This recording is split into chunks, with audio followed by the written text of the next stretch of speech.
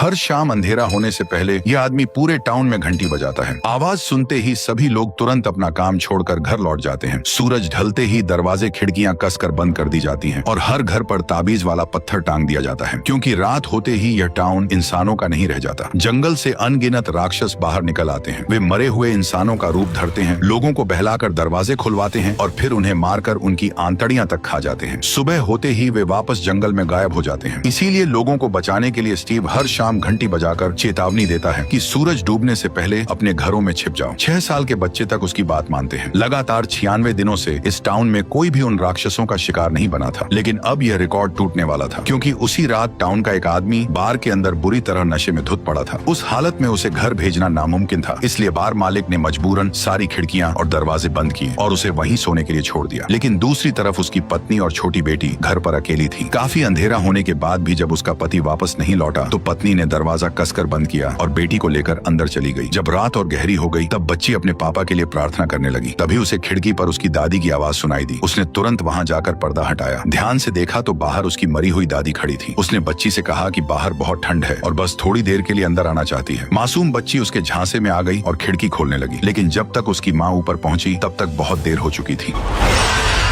अगली सुबह जब वो शराबी घर लौटा तो उसने देखा कि उसके घर के बाहर पूरे टाउन के लोग जमा हैं। वह कुछ पूछता उससे पहले ही स्टीव ने उसे एक जोरदार थप्पड़ जड़ दिया, क्योंकि यह पहली बार नहीं था। स्टीव उसे कई बार समझा चुका था कि जिन घरों में बच्चे हों उन घरों की खिड़कियां हमेशा कीलों से बंद रखनी चाहिए, क्योंकि इस टाउन में बच्चे सबसे जल्दी उन राक्षसों के बहकावे में आ जाते हैं। लेकिन उसने हर बार इस बात को नजरअंदाज किया और उसी एक लापरवाही की वजह से पिछली रात उसकी पूरी फैमिली राक्षसों की भेंट चढ़ गई। जब उसने जमीन पर पड़े अपनी पत्नी और बेटी के चिथड़े देखे तो वह वहीं घुटनों के बल गिर पड़ा और फूट फूट कर रोने लगा। लेकिन अब पछतावे का कोई फायदा नहीं था। स्टीव इस बात से और भड़का हुआ था कि उसने सिर्फ अपना परिवार नहीं मरवाया था, बल्कि पूरे टाउन को खतरे में डाल दिया था, क्योंकि इस जगह एक खौफनाक नियम था। जब भी यहाँ कोई मरता था तो उसकी जगह कोई नया इंसान इस टाउन में आकर फंस जाता था। और सच में हुआ भी वही। जिस दिन उस औरत और बच्ची का अंतिम संस्कार हो रहा था उसी दिन एक गाड़ी इस टाउन में आ पहुंची। नए लोग इतनी जल्दी आ गए, ये देखकर सभी हैरान रह गए। स्टीव ने तुरंत सबको चुप रहने का इशारा किया और खुद उस परिवार से पूछताछ करने लगा। जब उसे पता चला कि वे रास्ता भटक कर यहाँ पहुंचे हैं तो उसने बिना कुछ कहे आगे बढ़ने का इशारा कर दिया। लेकिन असली खेल तो अब शुरू हुआ था। कुछ ही देर में वो आदमी गाड़ी लेकर आगे निकल पड़ा। शुरुआत में उसे लगा कि अब वे जल्द ही इस जगह से निकल जाएंगे, मगर थोड़ी दूर जाते ही उसके होश उड़ गए, क्योंकि घूमते घूमते वे फिर उसी टाउन में वापस पहुंच चुके थे। पहले उसे लगा शायद उसने गलत मोड़ ले लिया है, इसलिए इस बार वे दूसरी दिशा से निकलने लगे। लेकिन फिर भी वे दोबारा उसी टाउन में आ पहुंचे। फिर उसने तीसरा रास्ता लिया, मगर इस बार भी सड़क उसे घुमाकर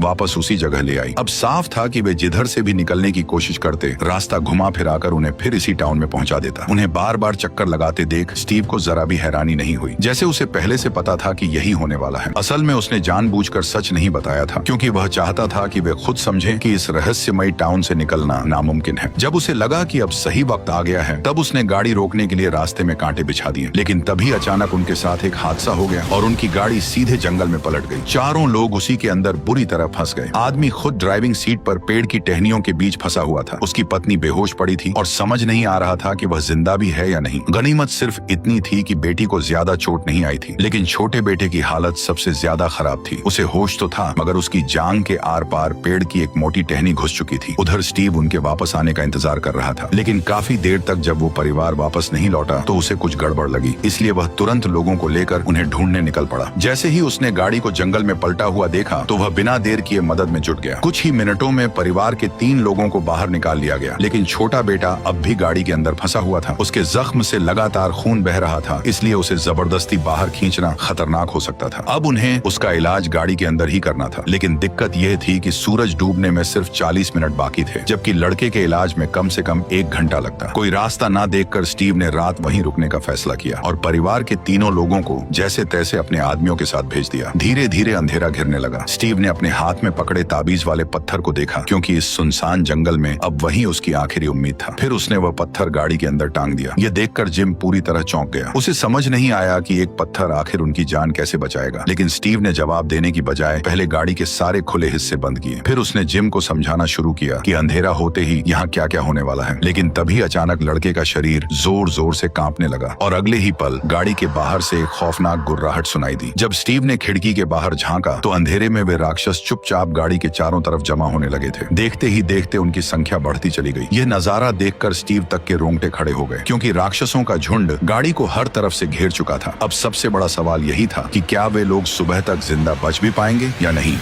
स्टीव को अब भी उस ताबीज वाले पत्थर पर भरोसा था, क्योंकि फिलहाल वही एक चीज थी जो उन राक्षसों को गाड़ी के अंदर आने से रोक रही थी। तभी अचानक बाहर से किसी के चिल्लाने की आवाज गूंज उठी। ऐसा लग रहा था जैसे कोई मदद के लिए पुकार रहा हो, लेकिन स्टीव तुरंत समझ गया कि यह राक्षसों का नया जाल है। वे इंसानों को बहकाकर खुद ही दरवाजा खुलवाना चाहते हैं। स्टीव तो उनकी चाल में नहीं आया, मगर जिम इस टाउन में नया था। उसे लगा कि शायद कोई रेस्क्यू टीम उन्हें बचाने आ गई है। बस यही सोचकर वह तुरंत दरवाजा खोलने के लिए बढ़ा, लेकिन स्टीव ने फौरन उसे गले से पकड़कर रोक लिया। उसने जिम की आंखों में देखते हुए कहा कि बाहर खड़े लोग इंसान नहीं हैं, वे खूंखार राक्षस हैं जो इंसानों के शरीर को चीरकर उनके अंदरूनी अंग तक खा जाते हैं। और अगर जिम सच में अपने बेटे को जिंदा देखना चाहता है तो उसे किसी भी हालत में सुबह होने तक गाड़ी के अंदर ही रहना होगा, क्योंकि सूरज निकलते ही वे सभी राक्षस खुद ब खुद गायब हो जाएंगे। यह सुनने के बाद जिम आखिरकार शांत हो गया, लेकिन उसे क्या पता था कि दूसरी तरफ रेस्क्यू टीम के साथ लौट रही उसकी फैमिली भी बड़ी मुसीबत में फंस चुकी थी। दरअसल रास्ते में उनकी गाड़ी अचानक पंचर हो गई और मजबूरी में सबको पैदल ही सेफ हाउस तक लौटना पड़ा। लेकिन अब रात हो चुकी थी और इस अंधेरे में बाहर हर तरफ वही खूंखार राक्षस घूम रहे थे। जैसे ही सेफ हाउस में मौजूद लोगों ने उन्हें बाहर भटकते देखा, उन्होंने बिना एक सेकंड गवाए अलार्म बजा दिया। एक ही पल में पूरा घर सतर्क हो गया। बाहर खड़े लोग चाहे जितना दरवाजा पीटते रहे, लेकिन अंदर किसी ने दरवाजा नहीं खोला, क्योंकि रात में कौन इंसान है और कौन राक्षस ये कोई नहीं जानता था। लेकिन उन्हें क्या पता था कि असली राक्षस तो चुपचाप सामने आ चुके थे। अचानक उनमें से एक राक्षस जूली से बात करने लगा। वह बार बार उसका नाम पुकार रहा था, मानो वह उसे पहले से जानता हो। ये देखकर जूली की आंखें तुरंत सुन्न पड़ गईं। इससे साफ था कि वह राक्षस की चाल में फंस चुकी है। गनीमत रही कि डिप्टी शेरिफ ने वक्त रहते लड़के पर गोली चला दी, लेकिन गोली लगने के बाद भी उसे कुछ नहीं हुआ। जब सबकी जान पर बन आई, तभी लीडर ने गंजे आदमी को तुरंत दरवाजा खोलने को कहा और इस तरह उन सबकी जान बच गई। लेकिन अंदर घुसते ही जूली और उसकी माँ को बांध दिया गया, क्योंकि यहाँ हर नए आने वाले के साथ यही किया जाता था, ताकि कोई राक्षस उनका चेहरा धरकर अंदर घुस न पाए। कुछ ही देर में माँ और बेटी को अलग अलग कमरों में बंद कर दिया गया। तभी लीडर ने जूली की माँ को समझाया कि डरने की जरूरत नहीं है। यहाँ मौजूद हर इंसान किसी न किसी हादसे की वजह से इस टाउन में फंसा है, और तुम लोग तो फिर भी खुशनसीब हो, क्योंकि कई लोग ऐसे भी थे जो आधी रात में इस टाउन में आ फंसे थे और कुछ समझने से पहले ही वे उन राक्षसों का खाना बन गए। लेकिन इस वक्त औरत को अपनी फिक्र नहीं थी, बल्कि उसे गाड़ी में फंसे उसके पति और बेटे की चिंता थी। उधर गाड़ी के बाहर अभी भी राक्षसों की चीख पुकारें रुक नहीं रही थी। कुछ तो धीरे धीरे गाड़ी की छत पर भी चढ़ चुके थे। ऐसे में स्टीव ने सबको शांत रहने को कहा। उसने भरोसा दिलाया कि जब तक ताबीज वाला पत्थर अपनी जगह पर टंगा है, तब तक कोई भी राक्षस गाड़ी के अंदर कदम नहीं रख सकता। और सच में कुछ ही देर बाद बाहर का सारा शोर थम गया और चारों तरफ खामोशी फैल गई। ऐसा लगा मानो खतरा फिलहाल टल चुका है, लेकिन असली मुसीबत तो अभी बाकी थी। अचानक आधी रात को जिम उठा और उसने अनजाने में ताबीज वाला पत्थर नीचे उतार लिया। डॉक्टर ने यह देखते ही उसे तुरंत रोकना चाहा, लेकिन तब तक बहुत देर हो चुकी थी।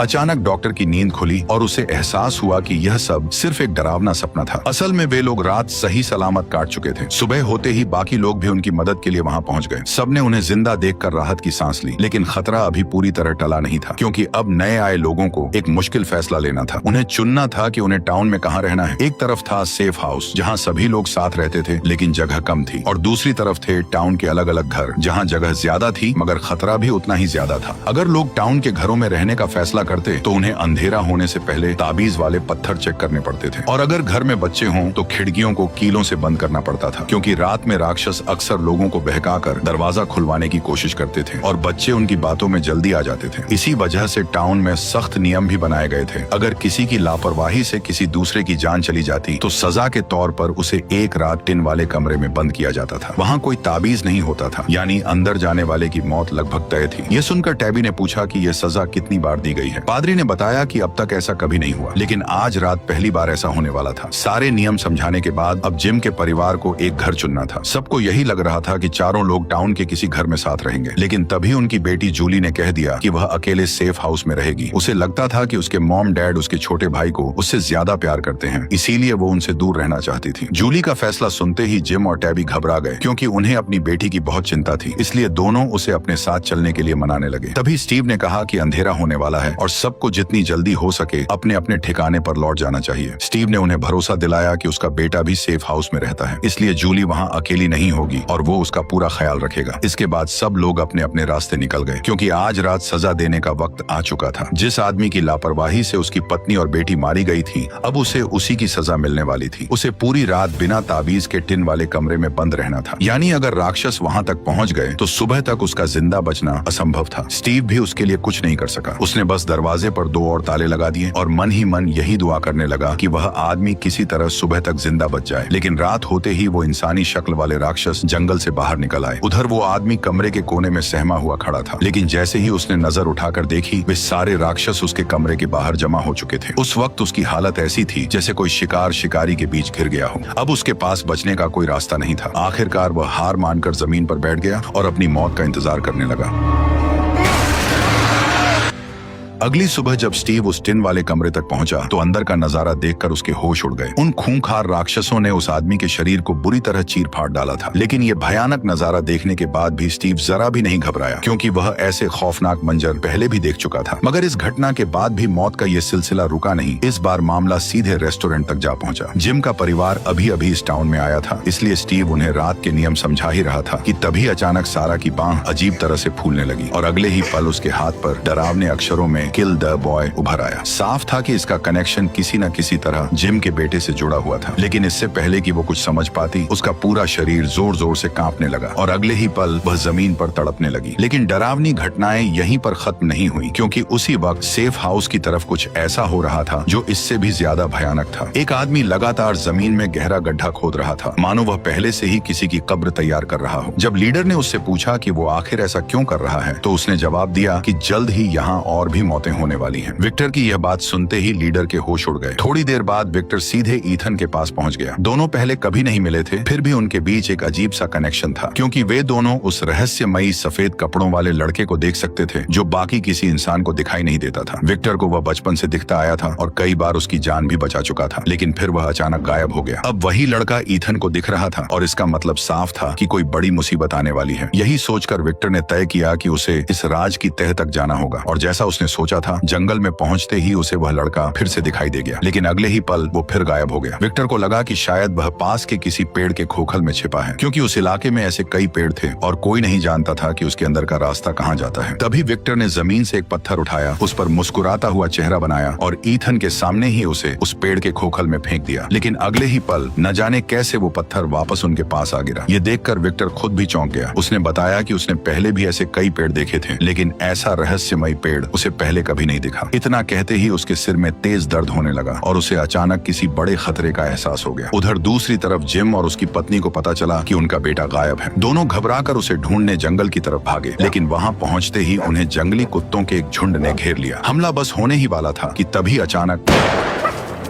दरअसल वो गोली विक्टर ने चलाई थी ताकि सही समय पर उन दोनों की जान बचाई जा सके। तभी जिम और उसकी पत्नी की नजर ईथन पर पड़ी जो विक्टर के साथ था। उसे सही सलामत देखकर दोनों ने राहत की सांस ली। एक पल के लिए उन्हें लगा कि शायद खतरा टल चुका है, लेकिन उन्हें जरा भी अंदाजा नहीं था कि असली मुसीबत तो अभी आने वाली है। उधर सारा अब होश में आ चुकी थी, लेकिन डर के मारे उसने डॉक्टर को अपने शरीर पर उभरे उन अजीब निशानों के बारे में कुछ नहीं बताया। लेकिन यही चुप्पी उसकी सबसे बड़ी गलती बन गई, क्योंकि उसी डर की वजह से राक्षसों ने एक बार फिर उसके दिमाग पर कब्जा कर लिया। रात होते ही सारा चुपके से एक मरीज के पास पहुंची और बिना एक पल गवाए एक नुकीली चीज सीधे उसकी गर्दन में घोंप दी। इसके बाद वह अपने आप से बातें करने लगी, मानो किसी अदृश्य राक्षस से कोई सौदा कर रही हो। थोड़ी देर बाद जब नर्स वार्ड चेक करने आई तो मरीज की लाश देखकर उसके होश उड़ गए। वह डर के मारे भागने लगी, लेकिन मुड़ते ही उसने देखा कि मेन डोर खुला हुआ था और वे खौफनाक राक्षस बड़े आराम से अंदर चले आ रहे थे। अगली सुबह जब डिप्टी शेरिफ अपनी टीम के साथ वहां पहुंचा तो उसने देखा कि ताबीज वाला पत्थर जमीन पर गिरा पड़ा था। पूरा कमरा इंसानी लाशों से भरा हुआ था और वह नर्स भी उन राक्षसों का शिकार बन चुकी थी। लेकिन किसी ने सपने में भी नहीं सोचा था कि इस सब के पीछे कोई और नहीं बल्कि सारा ही थी। उधर दूसरी तरफ सारा चुपचाप ईथन के घर के बाहर पहुंच चुकी थी। उसे यकीन था कि अगर वह ईथन को मार दे तो वह शैतान से किया अपना सौदा पूरा कर लेगी और बदले में उसे इस मनहूस जगह से आजादी मिल जाएगी। कुछ ही देर में वह सीधे ईथन के घर में घुस गई और बड़ी चालाकी से उसे बहला फुसलाकर अपने साथ चलने के लिए मना लिया। लेकिन उसे जरा भी अंदाजा नहीं था कि उसका यही पागलपन उसकी जिंदगी जिंदगी की सबसे बड़ी गलती बनने वाली है। जल्द ही वह ईथन को एक सुनसान फार्म हाउस की तरफ ले आई, क्योंकि उसका प्लान था कि अगर वह ईथन को खुले मैदान में मारेगी तो पूरा इल्जाम रात में निकलने वाले राक्षसों पर डालना आसान होगा। लेकिन जैसे ही वह लड़के पर वार करने वाली थी, उसी वक्त उसका भाई वहां पहुंच गया। सारा का ध्यान भटकते ही ईथन ने मौका देखकर तुरंत खुद को छुड़ाया और वहां से भाग निकला। उधर उसका भाई सारा को पकड़कर रोकने लगा ताकि वह कोई पागलपन न कर बैठे, लेकिन हाथापाई के दौरान सारा ने गलती से अपने ही भाई का गला काट दिया। सबसे डरावनी बात यह थी कि उसी पल पादरी ने यह सब अपनी आंखों से देख लिया, लेकिन उसने सारा को रोकने की कोशिश नहीं की। वह बस खड़ा होकर उसे घूरता रहा। थोड़ी ही देर में पूरे फार्म पर लोगों की भीड़ जमा हो गई, मगर वहां न सारा थी और न ही पादरी। जमीन पर सिर्फ एक लाश पड़ी थी, जिसे देखकर पूरे टाउन में दहशत फैल गई, क्योंकि हर कोई जानता था कि राक्षस दिन में हमला नहीं करते। तो फिर आखिर यह खून किया किसने? सबसे अजीब बात यह थी कि पादरी ने सारा को देखा था, लेकिन फिर भी उसने जानबूझकर उसका नाम छिपा लिया। यानी इसका मतलब साफ था कि कुछ न कुछ गड़बड़ जरूर है। भीड़ को शांत करने के लिए उसने कहा कि उसने सारा को जंगल की तरफ भागते देखा था और मुमकिन है कि इस सब के पीछे उसी का हाथ हो। यह सुनते ही स्टीव ने भरोसा दिलाया कि सारा जैसे ही वापस आएगी तो वो तुरंत उसे हिरासत में ले लेगा। स्टीव की बातें सुनकर लोग कुछ हद तक शांत हो गए और धीरे धीरे वहां से चले गए, लेकिन किसी को जरा भी अंदाजा नहीं था कि चर्च के नीचे बने तहखाने में वही भागी हुई सारा कैद थी। असल में टाउन के नियमों के मुताबिक सारा को भी टिन वाले कमरे में बंद करके सजा दी जानी चाहिए थी, लेकिन पादरी ने उसे वहां भेजने के बजाय चुपचाप किडनैप कर लिया, क्योंकि उसका मकसद सारा को बचाना नहीं बल्कि इस मनहूस जगह से निकलने का रास्ता ढूंढना था। उसे पता था कि सारा राक्षसों से बात कर सकती है और शायद वही उसे बाहर निकलने का रास्ता बता सकती है। जब सारा को समझ आया कि पादरी बहुत कुछ जान चुका है, तो उसने एक बड़ा राज खोल दिया। उसके मुताबिक अगर वे राक्षसों की शर्त मान लें तो टाउन के लोग जिंदा बाहर निकल सकते हैं। यह सुनकर पादरी के होश उड़ गए। इससे पहले कि वह कुछ और पूछ पाता, अचानक सारा का शरीर जोर जोर से कांपने लगा। उसने घबराकर पादरी से कागज और पेन मांगा। कुछ ही पलों में उसने एक अजीब सी ड्राइंग बना डाली, मगर जब पादरी ने उस कागज पर बने निशान देखे तो उसके पैरों तले जमीन खिसक गई। ड्राइंग को देखते ही उसे कुछ याद आया और वह बिना देर किए सीधे उस जगह पहुंचा जहां उसने सालों पहले एक थैला दफनाया था। मिट्टी खोदने पर उसे वो थैला सचमुच उसी जगह दबा हुआ मिला, जिसके अंदर एक खून से सना हुआ कपड़ा छिपा था। और सबसे चौंकाने वाली बात यह थी कि सारा ने जो अजीब सा निशान बनाया था वह उसी स्नैक रैपर से मैच कर रहा था जो बैग में मिला था। अब बात धीरे धीरे साफ होने लगी थी। दरअसल इस टाउन में आने वाला हर इंसान अपने साथ कोई न कोई ऐसा राज लेकर आया था जो इस रहस्यमयी जगह से जुड़ा हुआ था। जब पादरी इन्हीं सवालों में उलझा हुआ था, तभी इस खौफनाक टाउन में एक नया आदमी आ पहुंचा, लेकिन किसी को अंदाजा तक नहीं था कि उसकी एंट्री के साथ ही पूरी कहानी एक खतरनाक मोड़ लेने वाली है।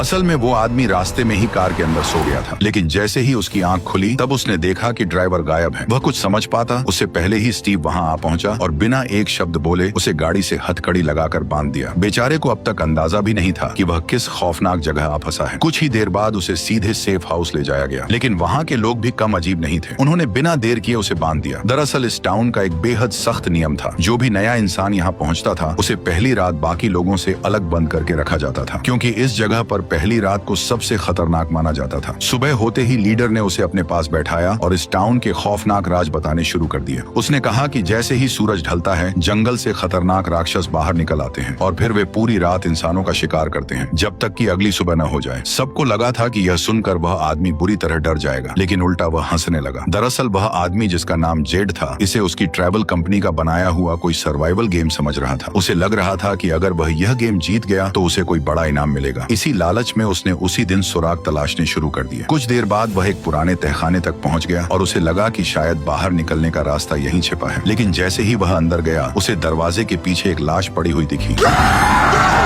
अचानक जेड घबराकर नीचे गिर पड़ा, लेकिन जब उसने दोबारा उठकर देखा तो लाश गायब हो चुकी थी। उसकी जगह सिर्फ एक अजीब निशान बचा था। ये देखकर जेड तुरंत वहां से भाग निकला, लेकिन उसका दिमाग अब भी उस नजारे को सच मानने को तैयार नहीं था। उसे लग रहा था कि तहखाने में जो लाश दिखी थी वह शायद सिर्फ उसका वहम था। लेकिन डिप्टी शेरिफ जैसे ही उसे कब्रिस्तान ले गया, तब जेड की आंखों के सामने इस टाउन का खौफनाक सच खुल गया, क्योंकि वहां दफनाया गया आदमी कोई और नहीं बल्कि वही ड्राइवर था जो उसे यहाँ छोड़कर गायब हो गया था। ये देखकर जेड पूरी तरह हैरान रह गया। उसकी हालत बिगड़ती देख शेरिफ उसे तुरंत स्टेशन ले आया। वहां पहुंचकर उसने कहा कि इस टाउन का सबसे खतरनाक दुश्मन सिर्फ रात में घूमने वाले राक्षस नहीं है, बल्कि इंसान के अंदर बैठा डर है, क्योंकि वही डर लोगों से ऐसी गलतियां करवा देता है जो उन्हें मौत के और करीब ले जाती हैं। इसलिए अगर सच में यहाँ से निकलना है तो सबसे पहले दिमाग ठंडा रखना पड़ेगा। इतना कहते ही रेडियो से अचानक आवाजें आने लगी। उसे सुनते ही जेड के दिमाग में एक नया आइडिया आया। क्योंकि जेड पेशे से एक इंजीनियर था, इसलिए वह तुरंत रेडियो उठाकर बाहर भागा। उसे लगा कि अगर वह इस रेडियो को ठीक कर दे तो शायद बाहर की दुनिया से संपर्क किया न सकता है, लेकिन वह यह काम अकेले नहीं कर सकता था। इसीलिए वह तुरंत जिम के घर पहुंचा, क्योंकि इस तरह के सिस्टम्स की सबसे ज्यादा समझ उसी को थी। जैसे ही जेड ने उसे अपना प्लान बताया, तब जिम बिना हिचकिचाए उसका साथ देने को तैयार हो गया। दोनों ने रेडियो को किसी ऊंची जगह पर ले जाकर सिंगल टेस्ट करने का फैसला किया, लेकिन उससे पहले जेड ने सोचा कि रेडियो की ताकत बढ़ानी पड़ेगी। इसीलिए वह वापस उसी जगह गया जहां उसकी कार पहली बार मिली थी। वहां से उसने गाड़ी के अंदर के जितने काम के पार्ट्स थे सब निकाल लिए और उनसे एक टेम्परेरी एंटीना तैयार कर लिया। इसके बाद जेड और जिम टाउन की सबसे ऊंची जगह पर पहुंचे। एंटीना को टेस्ट करने के लिए जिम तुरंत पेड़ पर चढ़ गया। जब लग रहा था कि सब कुछ तैयार है, तभी अचानक पेड़ से खून की एक धार बहने लगी। जैसे ही उसने ऊपर देखा, तभी उसके होश उड़ गए। पेड़ की डालियों पर कई लाशें लटक रही थीं और सबसे डरावनी बात यह थी कि वही रहस्यमय निशान फिर उसके सामने आ चुका था। वह कुछ समझ पाता उससे पहले ही एक गोली उसके कान के पास से निकल गई। जेड तुरंत जान बचाकर भागा, लेकिन हमला करने वाला साया उसके पीछे ही पड़ा रहा। कुछ ही दूर जाकर जेड जमीन पर गिर पड़ा और अगले ही पल वह साया उसके बिल्कुल सामने आ गया। जैसे ही वह उस पर हमला करने वाला था, तभी अचानक उसके आसपास का पूरा माहौल फिर से नॉर्मल हो गया। उसके शरीर पर लगा खून भी अचानक गायब हो गया। ये देखकर साफ लग रहा था कि जेड को एक बार फिर कोई भयानक वहम हुआ था, लेकिन इस बार वह इतना बुरी तरह घबरा चुका था कि टेस्ट पूरा होने से पहले ही वहां से भाग निकला। लेकिन उसे जरा भी अंदाजा नहीं था कि उसके जाते ही रेडियो ने आखिरकार सिग्नल पकड़ लिया। हालांकि सिग्नल बहुत कमजोर था, लेकिन इतना साबित करने के लिए काफी था कि उसका प्लान सच में काम कर रहा था। कुछ ही देर बाद पूरे टाउन में अंधेरा छा गया और सभी लोग अपने अपने घरों में जाकर छिप गए। लेकिन उसी दौरान सेफ हाउस में एक बड़ी मुसीबत आ गई। रात के वक्त जब बाकी लोग गहरी नींद में सो रहे थे, तभी वहां मौजूद एक आदमी चुपके से उठा और उसने जाकर खिड़की का पर्दा हटा दिया। बाहर एक खूबसूरत औरत खड़ी थी, जो आदमी को देखकर अजीब तरीके से मुस्कुरा रही थी। उसकी खूबसूरती को देखते ही आदमी की हवस जाग उठी। उसने बिना एक पल सोचे खिड़की खोलकर उसे अंदर बुला लिया। उसे क्या पता था कि उसकी यही बेवकूफी पूरे टाउन पर एक नई आफत बनकर टूटने वाली है। जैसे ही दोनों करीब आए, उस खूबसूरत लड़की का असली चेहरा सामने आ गया। उसके हाथों से नुकीले नाखून निकल आए और अगले ही पल उसने आदमी की जीभ काट ली।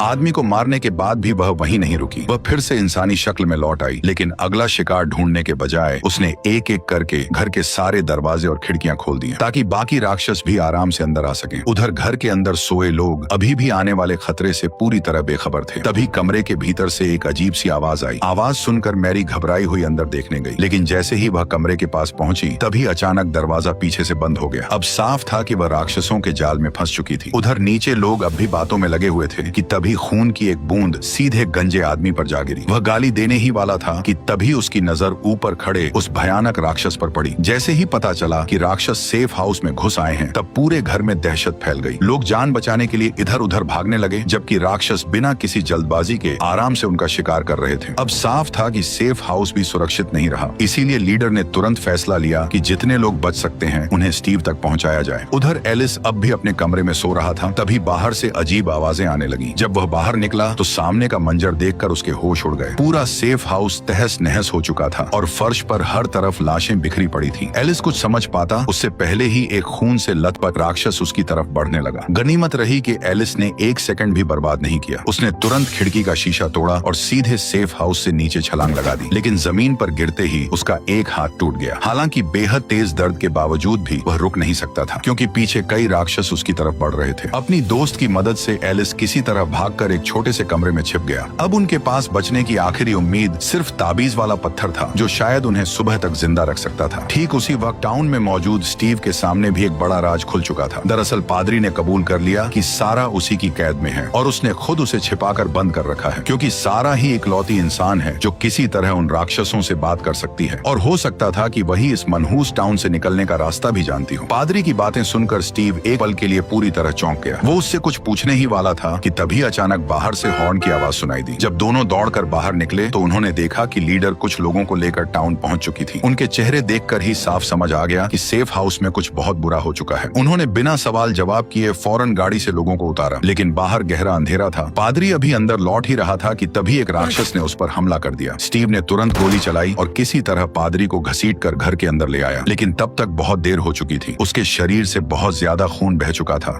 और कुछ ही पलों बाद पादरी ने वहीं दम तोड़ दिया। देखते ही देखते सिर्फ एक ही रात में इस टाउन ने न जाने कितनी जिंदगियां निगल ली। अब स्टीव समझ चुका था कि इंतजार करने का मतलब सिर्फ और मौतें हैं। अगर उसे सबको बचाना है तो अब किसी भी कीमत पर बाहर निकलने का रास्ता ढूंढना ही होगा। यही सोचकर स्टीव सीधे चर्च के तहखाने में पहुंचा, जहां सारा को कैद करके रखा गया था, क्योंकि अब वही उनकी आखिरी उम्मीद थी। स्टीव अच्छी तरह जानता था कि टाउन की लगभग हर जगह तलाश ली जा चुकी है। बस एक वही जंगल बचा था जिसे सब मौत का अड्डा मानते थे। उसे यकीन था कि असली राज उसी के अंदर छिपा है, इसीलिए वह बिना किसी को बताए सारा को साथ लेकर सीधे जंगल के अंदर निकल पड़ा। कुछ दूर चलते ही उन्हें पेड़ों पर ढेर सारी कांच की बोतलें लटकी हुई मिली। स्टीव उनमें से एक बोतल उतार कर देखने ही वाला था कि तभी उसके साथ आई लड़की अचानक तड़पने लगी। अगले ही पल उसकी हालत इतनी बिगड़ गई कि वह सीधे बेहोश होकर गिर पड़ी। अब स्टीव के पास आगे बढ़ने का कोई रास्ता नहीं बचा था, इसलिए उसे मजबूरन वहीं रात गुजारने का फैसला करना पड़ा। लेकिन दिक्कत ये थी कि वही जंगल राक्षसों का असली घर था। जैसे ही अंधेरा होता वे बाहर निकलते और इंसानों का शिकार शुरू कर देते। ऐसे में स्टीव के पास बस एक ही सहारा था, वह ताबीज वाला पत्थर जिसके भरोसे वह खुद को संभाले हुए था। तभी अचानक सारा को होश आया। उसने देखा कि स्टीव को एक बोतल मिल गई है जिसके अंदर कुछ अजीब से नंबर लिखे हुए हैं, लेकिन सारा का ध्यान उन नंबरों पर बिल्कुल नहीं था। वह बार बार स्टीव से बस एक ही बात कह रही थी कि उन्हें यहाँ से तुरंत निकल जाना चाहिए, क्योंकि उसके मुताबिक जंगल के अंदर सिर्फ राक्षस ही नहीं बल्कि उनसे भी ज्यादा खतरनाक कोई और चीज मौजूद है। इतना कहते ही बाहर एक जोरदार धमाका हुआ। अगले ही पल पूरी जमीन इतनी जोर से हिलने लगी कि दोनों ठीक से खड़े तक नहीं हो पा रहे थे। कुछ ही देर में सब कुछ फिर से शांत हो गया, लेकिन स्टीव ने जरा भी लापरवाही नहीं की। उसने फौरन ताबीज वाला पत्थर वापस अपनी जगह टांग दिया ताकि अगर राक्षस आस पास हों तो वे अंदर न घुस सकें। लेकिन सबसे डरावनी बात यह थी कि बाहर अभी भी गहरी रात थी। फिर भी अचानक एकदम से चारों तरफ एक अजीब रोशनी फैल गई। ये किसी नॉर्मल टॉर्च या लैंप की रोशनी नहीं लग रही थी। ऐसा महसूस हो रहा था जैसे जंगल में उनके अलावा भी कोई और मौजूद है। सुबह होते ही स्टीव सुराग ढूंढने बाहर निकला, लेकिन बाहर का नजारा देखकर उसके होश उड़ गए। पूरे इलाके में चारों तरफ मकड़ी के जाले फैले हुए थे। हालत ऐसी थी कि रास्ता पहचानना भी मुश्किल हो गया। इसलिए वह पिछली रात की याद के सहारे उसी जगह की तरफ बढ़ा जहाँ से वह रहस्यमयी रोशनी आई थी। तभी अचानक उन्हें पास से किसी की चीख सुनाई दी। स्टीव बिना एक सेकंड गवाए उधर भागा, लेकिन वहाँ पहुँचते ही उसके होश उड़ गए, क्योंकि मदद के लिए पुकारने वाली कोई अजनबी नहीं बल्कि उसकी अपनी मरी हुई पत्नी थी।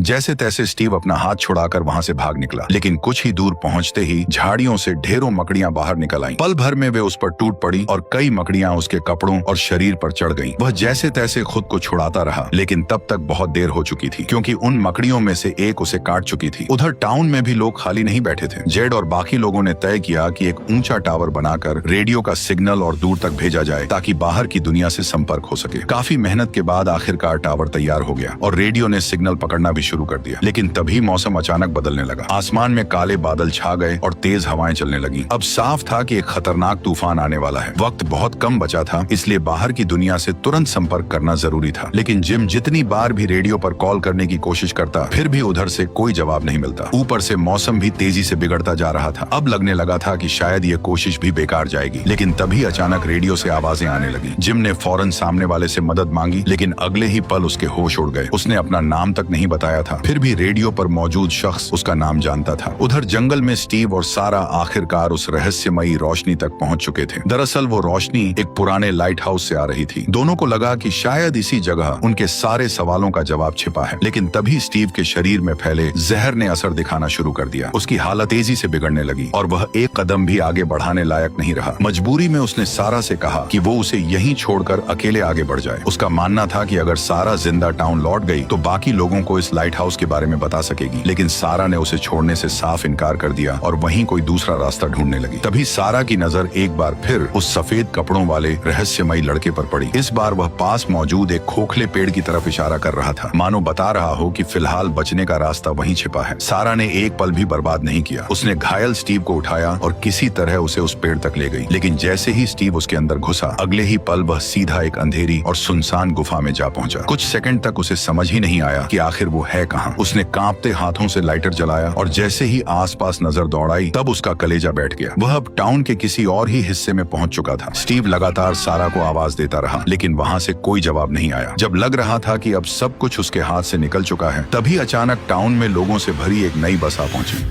और इसी जबरदस्त सस्पेंस के साथ हमारी कहानी का पार्ट 1 यहीं खत्म हो गया। अब जो पार्ट 2 होगा वो और भी इंटरेस्टिंग होने वाला है, क्योंकि टाउन में मौजूद कुछ ऐसे खौफनाक राज सामने आएंगे जो वहाँ मौजूद लोगों की रूह कपा देंगे। अगर आपको आगे की कहानी जाननी है तो कमेंट करके जरूर बताना कि क्या मुझे इसका पार्ट 2 लाना चाहिए या नहीं। और बाकी आप समझदार हो। बाय। पिछली वीडियो में हमने देखा था कि कैसे कुछ लोग अनजाने में एक रहस्यमयी टाउन में फंस गए थे। बाहर निकलने की जद्दोजहद में हर कैरेक्टर अपनी अलग जिंदगी जी रहा था। जिंदा रहना ही यहाँ सबसे बड़ी चुनौती थी, क्योंकि रात होते ही सड़कों पर कुछ ऐसे मॉन्स्टर्स घूमते थे जो कि दिखने में तो बिल्कुल इंसानों जैसे थे, लेकिन इंसानों के भेष में छुपे खौफनाक दरिंदे थे। अब क्या ये लोग इस टाउन से कभी बाहर निकल पाएंगे?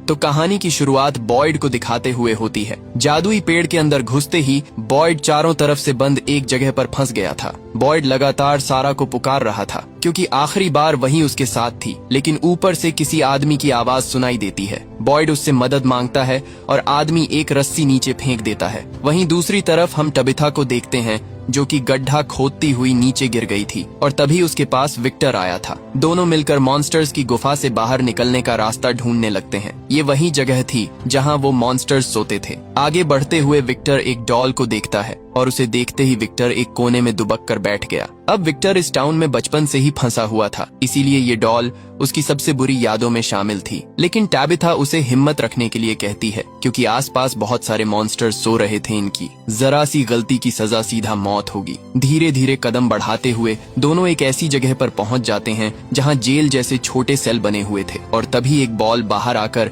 पत्थर के ढांचे को नीचे गिरा देती है। टैबिथा अंदर झांकने की कोशिश करती है और तभी वहां पर उसे एक डरावनी बच्ची दिखाई देती है। डर के मारे टैबिथा आवाज कर देती है, जिससे सभी मॉन्स्टर्स नींद से जाग जाते हैं। गनीमत ये रही कि सही मौके पर टैबिथा को रास्ता मिल गया और दोनों भागते हुए गुफाओं से बाहर निकल गए। वहीं टाउन के अंदर यात्रियों से भरी हुई एक बस पहुंची। बस के अंदर एक लड़का एल्जिन ड्राइवर को बस रोकने के लिए कह रहा था, जैसे वो इस टाउन के बारे में पहले से ही जानता है। लेकिन एक लड़की मैरियल उसे शांत करती है। वहीं जिम को अभी भी लग रहा था कि उसकी पत्नी टबिथा गड्ढे के अंदर ही फंसी हुई है, लेकिन टबिथा तो विक्टर के साथ बाहर निकल चुकी थी। अब जिम की मदद करने के लिए बारटेंडर टॉम और बस से 2 लड़के आते हैं, और जब सभी मिलकर मलबे को हटा रहे थे तभी सारा घर अचानक से उनके ऊपर गिर गया। खुशकिस्मती से किसी को भी गंभीर चोट नहीं आई और एक लड़का रैंडल पहले ही बाहर निकल गया। अब जल्द ही सूरज ढलने वाला था और इतनी जल्दी ये सभी मिलकर भी उन्हें बाहर नहीं निकाल सकते थे, इसलिए डोना इन्हें अच्छे से ढककर रात भर ऐसे ही छोड़ने के लिए कहती है।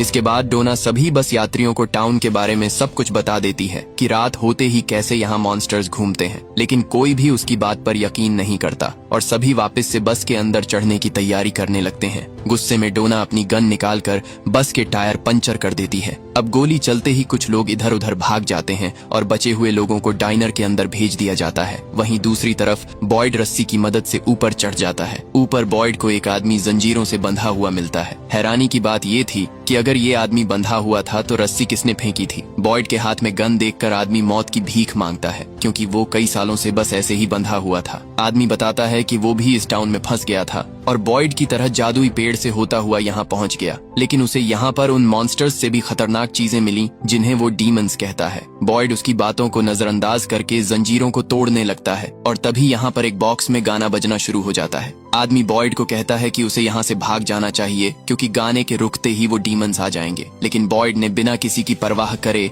एक जंजीर को तोड़ दिया और तभी गाना बंद हो गया। बॉयड देखता है कि आदमी के अंदर कुछ अजीब से कीड़े चल रहे थे और तभी आदमी अचानक से बॉयड को घायल करके कहता है कि मेरा लहू अब तक तुम्हारा लहू हुआ।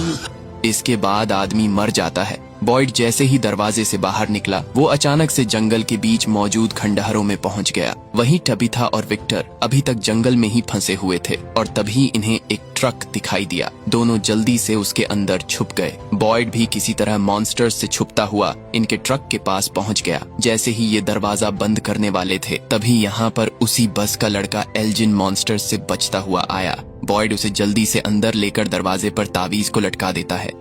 इस तावीज को अगर घर जा गाड़ी के अंदर दरवाजे पर रख दिया जाए तो वो मॉन्स्टर्स अंदर नहीं आते। वही टाउन के अंदर डोना के गोली चलाने से जो लोग इधर उधर भाग गए थे वो अभी भी बाहर ही घूम रहे हैं और तभी मॉन्स्टर्स यहाँ आकर उन्हें मार देते हैं। हालांकि फातिमा उन्हें छुपने के लिए कह रही थी। वही एक बूढ़ा कपल बस के अंदर छुपा हुआ था और तभी यहाँ पर एक मॉन्स्टर आकर दोनों को मार देता है। इसी तरह बार के अंदर भी एक लड़का लड़की मॉन्स्टर्स की बात मानकर दरवाजा खोल देते हैं और इसके बाद तो भगवान भी उन्हें नहीं बचा सकता। वही जिम और टॉम घर के नीचे चुपचाप बैठे थे क्योंकि ऊपर से लोगों के चिल्लाने की आवाज आ रही थी और तभी बस वाला लड़का भारी दबाव सहन न कर पाने की वजह से चिल्लाता हुआ मर जाता है। उसकी आवाज सुनकर एक मॉन्स्टर नीचे आ गया और टॉम पर टूट पड़ा। दर्द से चिल्लाते हुए टॉम की आवाज डाइनर में बैठे सभी लोग सुन रहे थे। जूली को अपने डैड की फिक्र होने लगी, लेकिन अभी हालात के आगे सभी बेबस थे। सुबह होने का इंतजार करने के अलावा उनके पास कोई रास्ता नहीं था। अब सुबह होते ही सभी टूटे हुए घर की तरफ भागते हैं। मॉन्स्टर्स ने टॉम को बुरी तरह से मार दिया था, लेकिन जिम किसी तरह बच जाता है। लोगों का ये भयानक मंजर देखकर बस के सभी यात्रियों को समझ आ जाता है कि वो सभी अब इस नर्क में फंस चुके हैं। वही बॉयड देखता है कि जो कीड़े उस आदमी के अंदर थे अब उसके अंदर ट्रांसफर हो चुके हैं। टाउन वापस आते ही एलिस यानी बॉयड का बेटा उससे पूछता है कि क्या उसे बाहर निकलने का रास्ता मिला, लेकिन बॉयड उसे फिलहाल कुछ नहीं बताता क्योंकि अभी तक वो खुद कुछ समझ नहीं पाया था। वही विक्टर जब अपने कमरे में वापस आता है तो सारा सामान इधर उधर बिखरा पड़ा था और उसका कुछ कीमती सामान भी गायब था। विक्टर को पता चलता है कि जेड उसके कमरे में आया था। वो बिना देर करे जेड के पास पहुंचता है।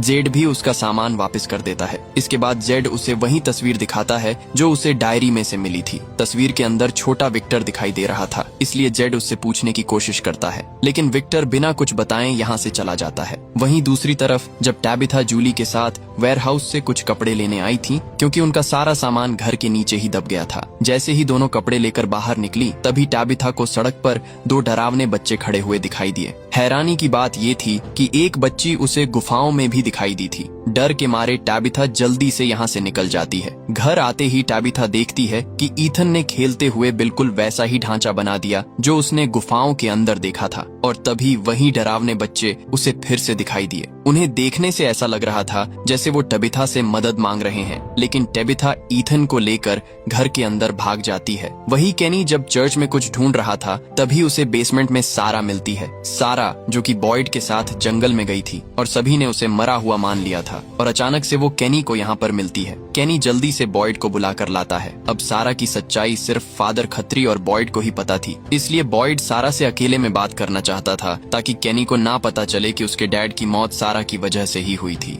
केनी के जाते ही बॉयड सारा से पूछता है कि उसे पेड़ के अंदर धकेलने के बाद सारा खुद कहाँ चली गई थी। सारा बताती है कि वो भी उसी पेड़ के अंदर घुसी थी, लेकिन वो इस जगह पर टेलीपोर्ट हो गई। अब सारा ने ऐसे कांड किए थे कि अगर बॉयड उसे टाउन वालों के सामने ले गया तो उसे भी फ्रैंक की तरह बॉक्स में मरने के लिए छोड़ दिया जाएगा, लेकिन बॉयड ऐसा नहीं चाहता था। इसलिए बॉयड केनी को समझाने की कोशिश करता है क्योंकि सारा ही है जो इन्हें इस जगह से बाहर निकलने में मदद कर सकती है। बातें करते हुए बॉयड की तबीयत अचानक से खराब होने लगी और वही कीड़े उसके अंदर तेजी से दौड़ने लगे, इसलिए केनी उसे क्लिनिक में एडमिट कर देता है। वहीं दूसरी तरफ टैबिथा अपने पति जिम से मिलती है। जिम उसे बताता है कि रेडियो काम कर गया था, लेकिन सामने से किसी आदमी ने उसे धमकी दी मानो जैसे इस जगह को वही आदमी कंट्रोल कर रहा है और ये टाउन सिर्फ उसके लिए एक एक्सपेरिमेंट है। लेकिन टैबिथा को ऐसा कुछ नहीं लग रहा था क्योंकि जब उसने नीचे बिजली की वायर्स को देखा था तब उनका कनेक्शन किसी के साथ नहीं था, तो आखिरकार इस टाउन में बिजली आ कहां से रही थी। वहीं कॉलोनी हाउस के अंदर रैंडल जो कि उसी बस में सवार था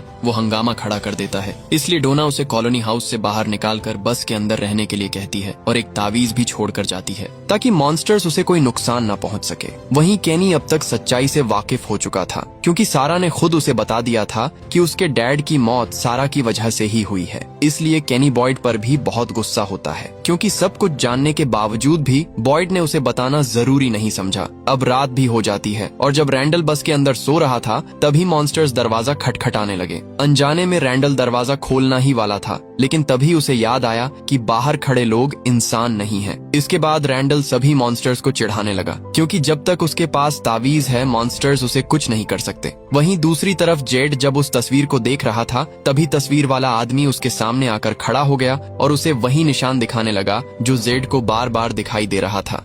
अगली सुबह केनी ने पूरे टाउन के लोगों को बता दिया कि सारा अभी भी जिंदा है, इसीलिए टैबिथा और जिम दोनों उससे मिलने के लिए चर्च पहुंचते हैं। टैबिथा सारा को धमकी देती है कि वो उसके परिवार से दूर रहे क्योंकि पिछले पार्ट में सारा ने टैबिथा के बेटे ईथन को मारने की कोशिश की थी। अब जिन्होंने पार्ट 1 देखा होगा उन्हें पता होगा कि क्यों सारा ने ईथन को मारना चाहा और ये लोग आखिर इस टाउन में कैसे फंस गए थे। वहीं अब सारा अपने पुराने घर में जाती है जहाँ वो पहले रहा करती थी। अब क्योंकि टाउन के सभी लोग उसकी सच्चाई जान चुके थे, इसीलिए वो उससे काफी बुरा बर्ताव करते हैं और केनी तो उसका कीमती सामान भी तोड़ देता है। वही विक्टर जेड से मिलकर उसके सभी सवालों के जवाब देने के लिए तैयार था, लेकिन पहले वो उसे वायलिन बजाने के लिए कहता है और अपने साथ लेकर जंगल के बीच बहुत सारी गाड़ियों के पास ले आता है। विक्टर बताता है कि जब वो बचपन में मॉन्स्टर्स से काफी डरा होता था, तब उसकी मॉम इसी जगह पर वायलिन बजाकर उसे शांत करती थी। अब जेड उसके लिए वायलिन बजाता है और बाद में विक्टर बताता है कि तस्वीर वाले आदमी का नाम क्रिस्टोफर है। क्रिस्टोफर पहले लोगों को बहुत हंसाता था और जब उसे वो निशान दिखाई देने लगे जो अब जेड को दिख रहे हैं, तब से वो पूरी तरह बदल गया और तभी से टाउन में बुरी चीजें होनी शुरू हुई थी। विक्टर अपनी माँ की मौत का जिम्मेदार भी क्रिस्टोफर को ही मानता था। वहीं दूसरी तरफ हम टैबिथा को देखते हैं, जो कि मॉन्स्टर्स की गुफा के बाहर आकर उसी ढांचे को वापस से बनाती है और बच्चों को पुकारने लगती है। और तभी यहाँ पर वही बच्चे उसकी तरफ बढ़ने लगते हैं, लेकिन इस बार उनकी संख्या ज्यादा होती है। बच्चे उसे चारों तरफ से घेर कर सिर्फ एक ही शब्द दोहरा रहे थे, जैसे वो टबिथा से मदद मांगने की कोशिश कर रहे हो। लेकिन तभी यहाँ पर जेड आकर उसे होश में लाता है। वही टाउन के अंदर जब बॉयड केनी की मॉम से बात करके डाइनर से बाहर निकला, तभी अचानक से वो एक खाली कमरे में पहुंच गया जहां उसके सामने वही बॉक्स वाली लड़की नाच रही थी। वो बॉयड को भी अपने साथ नचाने लगी और जैसे ही उसने अपना मुंह खोला, अंदर से बहुत सारे कीड़े निकलने लगे। जैसे लड़की बॉयड को बताना चाहती है कि उसके अंदर भी यही कीड़े मौजूद हैं, पर तभी बॉयड को होश आ जाता है। केनी बॉयड को लेकर बाहर टहलने आ जाता है ताकि उसे अच्छा महसूस हो, लेकिन शेल्टर के पास पहुंचते ही बॉयड को वही बॉक्स वापस से नजर आता है और वही लड़की इस बार शेल्टर के अंदर से निकलकर बाहर आती है। हैरानी की बात ये थी कि केनी को वो दिखाई नहीं दे रही थी। वहीं कॉलोनी हाउस के अंदर डोना सारी सब्जियों को स्टोर करने के लिए लेकर जा रही थी, क्योंकि पिछले तूफान के बाद इनकी ज्यादातर फसलें नष्ट हो चुकी थी। इसलिए वो कॉलोनी हाउस की सारी जिम्मेदारी एलिस और फातिमा पर छोड़कर चली जाती है। वही बॉयड की हालत खराब होते देख केनी उसे क्लिनिक लेकर चला जाता है। अब रात भी हो चुकी थी और जब बॉयड अकेला बैठा था, तभी उसे वही बॉक्स एक बार फिर दिखाई दिया, लेकिन इस बार वही लड़की उसे मारने की कोशिश करती है और तभी यहाँ पर मरियल आकर उसे होश में लाती है। वही कॉलोनी हाउस के अंदर खाने की कमी को लेकर झगड़ा हो जाता है और जब एलिस सबको शांत करने की कोशिश कर रहा था, तभी एक आदमी ने उसके पेट में चाकू मार दिया। अब घाव गहरा होने की वजह से एलिस का बहुत खून बह जाता है और उसे सांस लेने में भी दिक्कत हो रही थी। अगर जल्द ही उसे क्लिनिक लेकर नहीं जाया गया तो एलिस की मौत भी हो सकती है। इसलिए एल्जिन हिम्मत दिखाता हुआ मॉन्स्टर्स के बीच से एक वैन को लेकर दरवाजे के बाहर आता है। मॉन्स्टर्स के इन तक पहुंचने से पहले ये जल्दी से वैन के अंदर बैठकर निकल लेते हैं। अब क्लिनिक पहुंचते ही क्रिस्टी जल्दी से एलिस का इलाज करती है। क्रिस्टी बताती है कि खून ज्यादा बह जाने की वजह से उसके ऑर्गन्स फेल हो सकते हैं, इसलिए इनमें से किसी को अपना खून एलिस को देना होगा। अब यहाँ पर ओ नेगेटिव ब्लड सिर्फ बॉयड के पास था, लेकिन बॉयड खून देने से मना कर देता है। उसे डर था कि जो कीड़े उसके अंदर मौजूद हैं, खून देने से वो एलिस के अंदर चले जाएंगे। अब यहाँ पर बॉयड कुछ सोचता हुआ क्लिनिक से बाहर निकल गया और मॉन्स्टर्स को अपनी तरफ बुलाने लगा, जिससे बहुत सारे मॉन्स्टर्स बॉयड को चारों तरफ से घेर लेते हैं। अब बॉयड अपने प्लान को अंजाम में लाता है। वो एक कट अपने हाथ पर लगाकर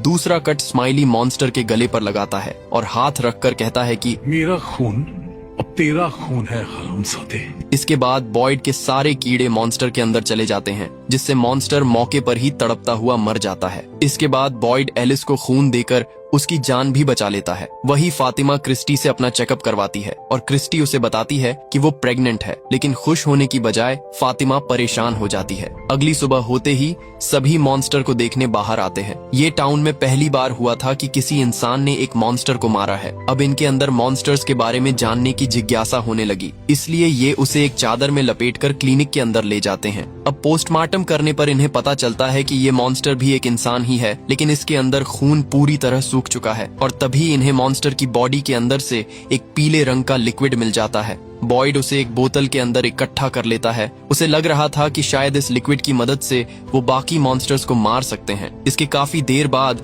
जब मरियल क्लिनिक में अकेली थी, तभी वो देखती है कि मॉन्स्टर अपनी जगह पर नहीं है। वो जल्दी से भागकर बॉयड को बताती है और तभी उसे वही बॉक्स नजर आता है जो बॉयड को दिखाई दे रहा था, लेकिन अचानक से उसकी आंख खुल जाती है और ये सब उसका एक सपना था। वहीं दूसरी तरफ टैबिथा जेड से मिलती है और दोनों एक दूसरे को बताते हैं कि कैसे उन्हें अजीब चीजें नजर आती हैं, जैसे जेड को वो निशान और मरे हुए लोग दिखाई देते हैं। वही टाबिथा को डरावने बच्चे बार बार दिखाई दे रहे हैं। इसके बाद टाबिथा जेड के निशानों को देखकर बताती है कि उसने यही निशान गुफाओं के अंदर देखे थे जहां पर वो मॉन्स्टर्स सोते हैं। वहीं दूसरी तरफ एल्जिन जब जूली से बातें कर रहा था तब वो बताता है कि उसे ये टाउन सपनों में दिखाई देता था। अब हमें पता चलता है कि पहली बार टाउन के अंदर आने पर एल्जिन इसीलिए घबरा गया था क्योंकि उसे इस जगह के बारे में पहले से ही मालूम था। एल्जिन बताता है कि कोई ऐसी जगह यहाँ पर मौजूद है जो उसे अभी याद नहीं आ रही। जूली उसे एक सुझाव देती है और बाथटब के अंदर लेटकर याद करने के लिए कहती है। वही विक्टर ईथन के साथ मौसम का अनुमान लगा रहा था। विक्टर बताता है कि 40 साल में ये पहली बार हुआ है कि इस जगह का मौसम चेंज हो रहा है। इसका सीधा मतलब है कि टाउन में कुछ बहुत ही बुरा होने वाला है। इसके बाद हम रात में देखते हैं कि एल्जिन जूली की बात मानकर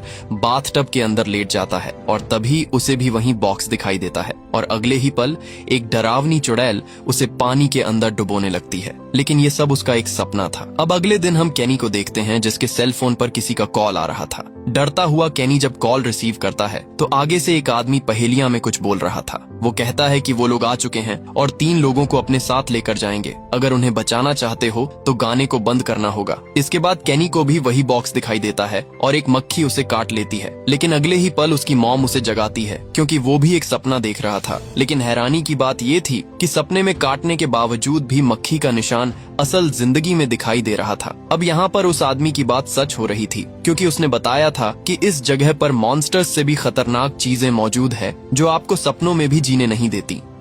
वही जिम रैंडल के साथ मिलकर एक प्लान बनाता है। वो दोनों पूरी रात जिम की आरवी में बिताने वाले थे क्योंकि रैंडल को शक था कि ये सब जो कुछ भी टाउन में हो रहा है इसके पीछे बॉयड और डोना का हाथ है। हालांकि कि जिम को ऐसा नहीं लगता, लेकिन फिर भी वो रैंडल को शाम को आरवी के पास मिलने के लिए कहता है। वही विक्टर टाबिथा को अपने साथ लेकर उसी गाड़ियों वाली जगह पर आया था। अब पिछले पार्ट में हमने देखा था कि विक्टर को भूलने की बीमारी थी, इसलिए वो चीजों को याद रखने के लिए उनकी पेंटिंग बना लिया करता था। और यहीं पर जब वो अपनी पुरानी तस्वीरों को देखता है तो उसे याद आता है कि उसकी मॉम ने उसे और उसकी बहन को शेल्टर के अंदर रहने के लिए कहकर खुद बाहर चली गई थी। लेकिन उसकी बहन भी अपनी माँ के पीछे चली जाती है और विक्टर अकेला ही शेल्टर के अंदर सुबह होने का इंतजार करने लगता है।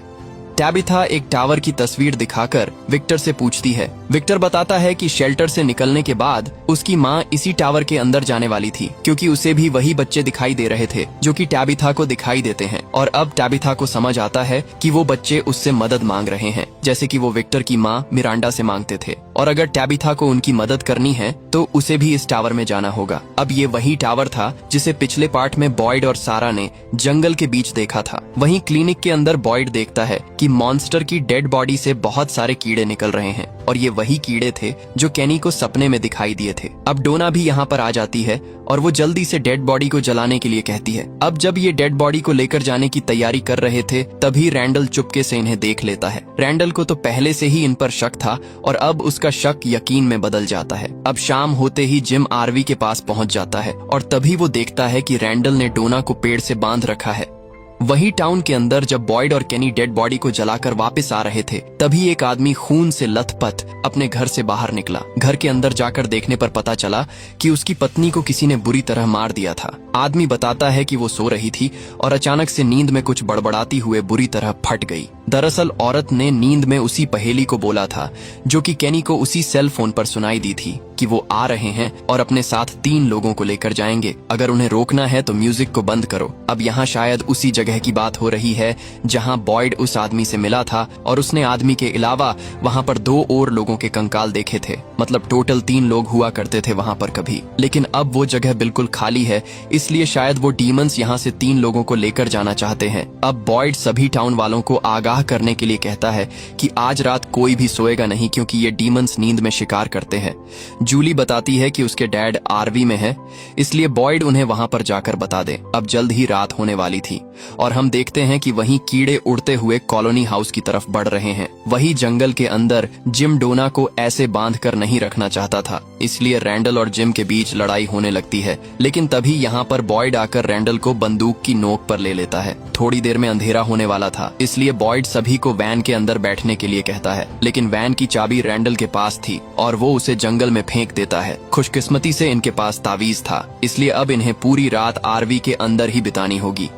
वहीं कॉलोनी हाउस के अंदर एलिस को फातिमा और अपने बच्चे की फिक्र हो रही थी, लेकिन क्रिस्टी उसे शांत रहने के लिए कहती है। दरअसल फातिमा कभी माँ नहीं बन सकती थी, लेकिन अब अचानक से वो प्रेग्नेंट हो गई। ये बात थोड़ी हैरान करने वाली थी। वही वैन के अंदर बॉयड कुछ गोलियों पर वही लिक्विड लगा रहा था जो उसने मॉन्स्टर की बॉडी से निकाला था। बॉयड देखना चाहता था कि क्या इस लिक्विड से बाकी मॉन्स्टर्स को मारा जा सकता है। अब मॉन्स्टर्स भी इनकी तरफ बढ़ने लगते हैं, लेकिन तभी ये लोग देखते हैं कि सभी मॉन्स्टर्स इनसे कुछ दूरी पर खड़े हो गए हैं। ये काफी हैरानी की बात थी, क्योंकि अक्सर मॉन्स्टर्स ऐसा कभी नहीं करते थे। और तभी रेडियो पर वही म्यूजिक बजना चालू हो जाता है जो बॉयड को उस बॉक्स के अंदर सुनाई देता था। बॉयड बताता है कि म्यूजिक के बंद होने से पहले उन्हें इस जगह से बाहर निकलना होगा, नहीं तो कुछ बहुत ही बुरा होने वाला है। और तभी म्यूजिक बंद हो जाता है और कोई अनजान ताकत गाड़ी को नीचे से ठोकने लगती है। डर के मारे रैंडल पीछे वाली खिड़की तोड़कर भाग जाता है। बॉयड भी डोना और जिम को वैन स्टार्ट करने लिए कहकर खुद मॉन्स्टर्स को रोकने की कोशिश करता है, और तभी उसे गाड़ी के अंदर उसकी पत्नी एबी दिखाई देती है। वो बॉयड को अपने पास बुला रही थी, लेकिन बॉयड जानता था कि ये सिर्फ उसका एक भ्रम है, इसलिए वो उसे नजरअंदाज करके वैन के अंदर बैठकर निकल लेता है। लेकिन रैंडल मॉन्स्टर्स से बचने के लिए उलटी दिशा में भागा था, इसलिए वही कीड़े उसे पकड़कर उसके अंदर घुस जाते हैं। वही कॉलोनी हाउस के अंदर एक औरत टिली फातिमा को देखते ही समझ जाती है कि वो प्रेग्नेंट है। पास बैठा ईलजिन जब ये बात सुनता है तो वो काफी परेशान हो जाता है, क्योंकि उसने सपने में ये सब पहले ही देख रखा था। उसके कुछ बताने से पहले ही यहाँ पर बॉयड, डोना और जिम आ जाते हैं। वही ऊपर मेरियल जब अकेली थी तभी उसके पास वही कीड़े आकर उसके अंदर चले गए। बॉयड और क्रिस्टी उसे होश में लाने की कोशिश करते रहे, लेकिन अब उसकी आंखें पूरी तरह सफेद हो चुकी थीं। वहीं घर के अंदर जूली के साथ भी बिल्कुल ऐसा ही होता है और उसकी आंखें भी बिल्कुल सफेद हो जाती हैं। अब हमें पता चलता है कि 3 लोग यानी कि रैंडल, मरियल और जूली को वो ले गए। अब अगली सुबह डोना कुछ लोगों के साथ रैंडल को ढूंढकर वापस टाउन ले जाती है। वही बॉयड सारा को अपने साथ लेकर उसी जगह पर आता है जहां वो आदमी उसे बंधा हुआ मिला था। खंडहरों के अंदर जाते ही सारा को आवाजें सुनाई देने लगी। सारा बताती है कि जूली, रैंडल और मरियल तीनों मर रहे हैं। अगर उन्हें बचाना है तो बॉयड को म्यूजिक बंद करना होगा। सारा उसे बताती है कि म्यूजिक बॉक्स यहीं पर है, वो उसे सुन सकती है, लेकिन इन्हें कुछ दिखाई नहीं देता। वहीं दूसरी तरफ टैबिथा अब उस टावर में जाना चाहती थी। उसे लग रहा था कि अगर वो उन बच्चों की मदद कर दे तो शायद वो सभी इस टाउन से आजाद हो जाएंगे, और क्या पता जूली भी इससे सही हो जाएगी। टैबिथा बिना देर करें विक्टर से टावर का रास्ता पूछती है, पर विक्टर को भी टावर तक जाने का रास्ता नहीं पता, लेकिन उसे वो पेड़ याद था जिससे उसकी माँ टावर तक जाने वाली थी। विक्टर टैबिथा को साथ लेकर उस पेड़ के पास पहुंच जाता है। जाने से पहले विक्टर उसे अपना लंच बॉक्स देता है जिसके अंदर वो कुछ खाने की सामान लाया था। इसके बाद पेड़ के अंदर घुसते ही टैबिथा जंगल के गहरे हिस्से में पहुंच गई और उसके सामने वही टावर मौजूद था। वहीं दूसरी तरफ हम जेड को देखते हैं जो कि उन मॉन्स्टर्स की गुफा के अंदर जाने वाला था,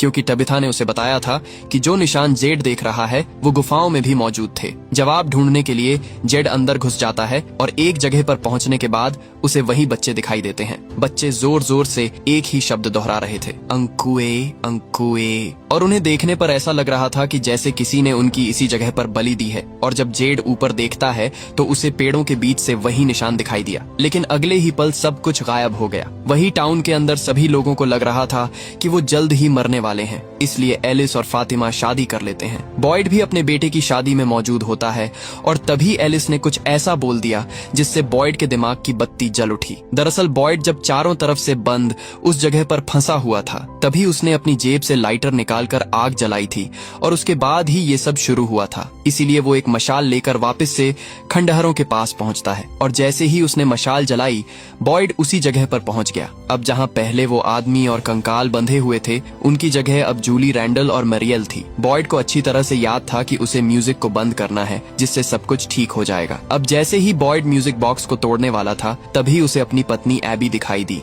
एबी उसे म्यूजिक बंद करने से मना करती है क्योंकि अगर उसने ऐसा किया तो आगे चलकर उन्हें ऐसा भयानक मंजर देखने को मिलेगा जिसके आगे वो मौत की भीख मांगेंगे। मतलब एबी कहना चाहती थी कि ये बस एक शुरुआत है, आगे और भी खतरनाक चीजें इनका इंतजार कर रही हैं। लेकिन बॉयड उन्हें इस दर्द में नहीं देख सकता था, इसलिए वो म्यूजिक बॉक्स तोड़ देता है जिससे तीनों एक एक करके होश में आने लगते हैं। अब बॉयड जोर से चिल्लाता हुआ कहता है कि तुम मुझे कभी तोड़ नहीं सकते।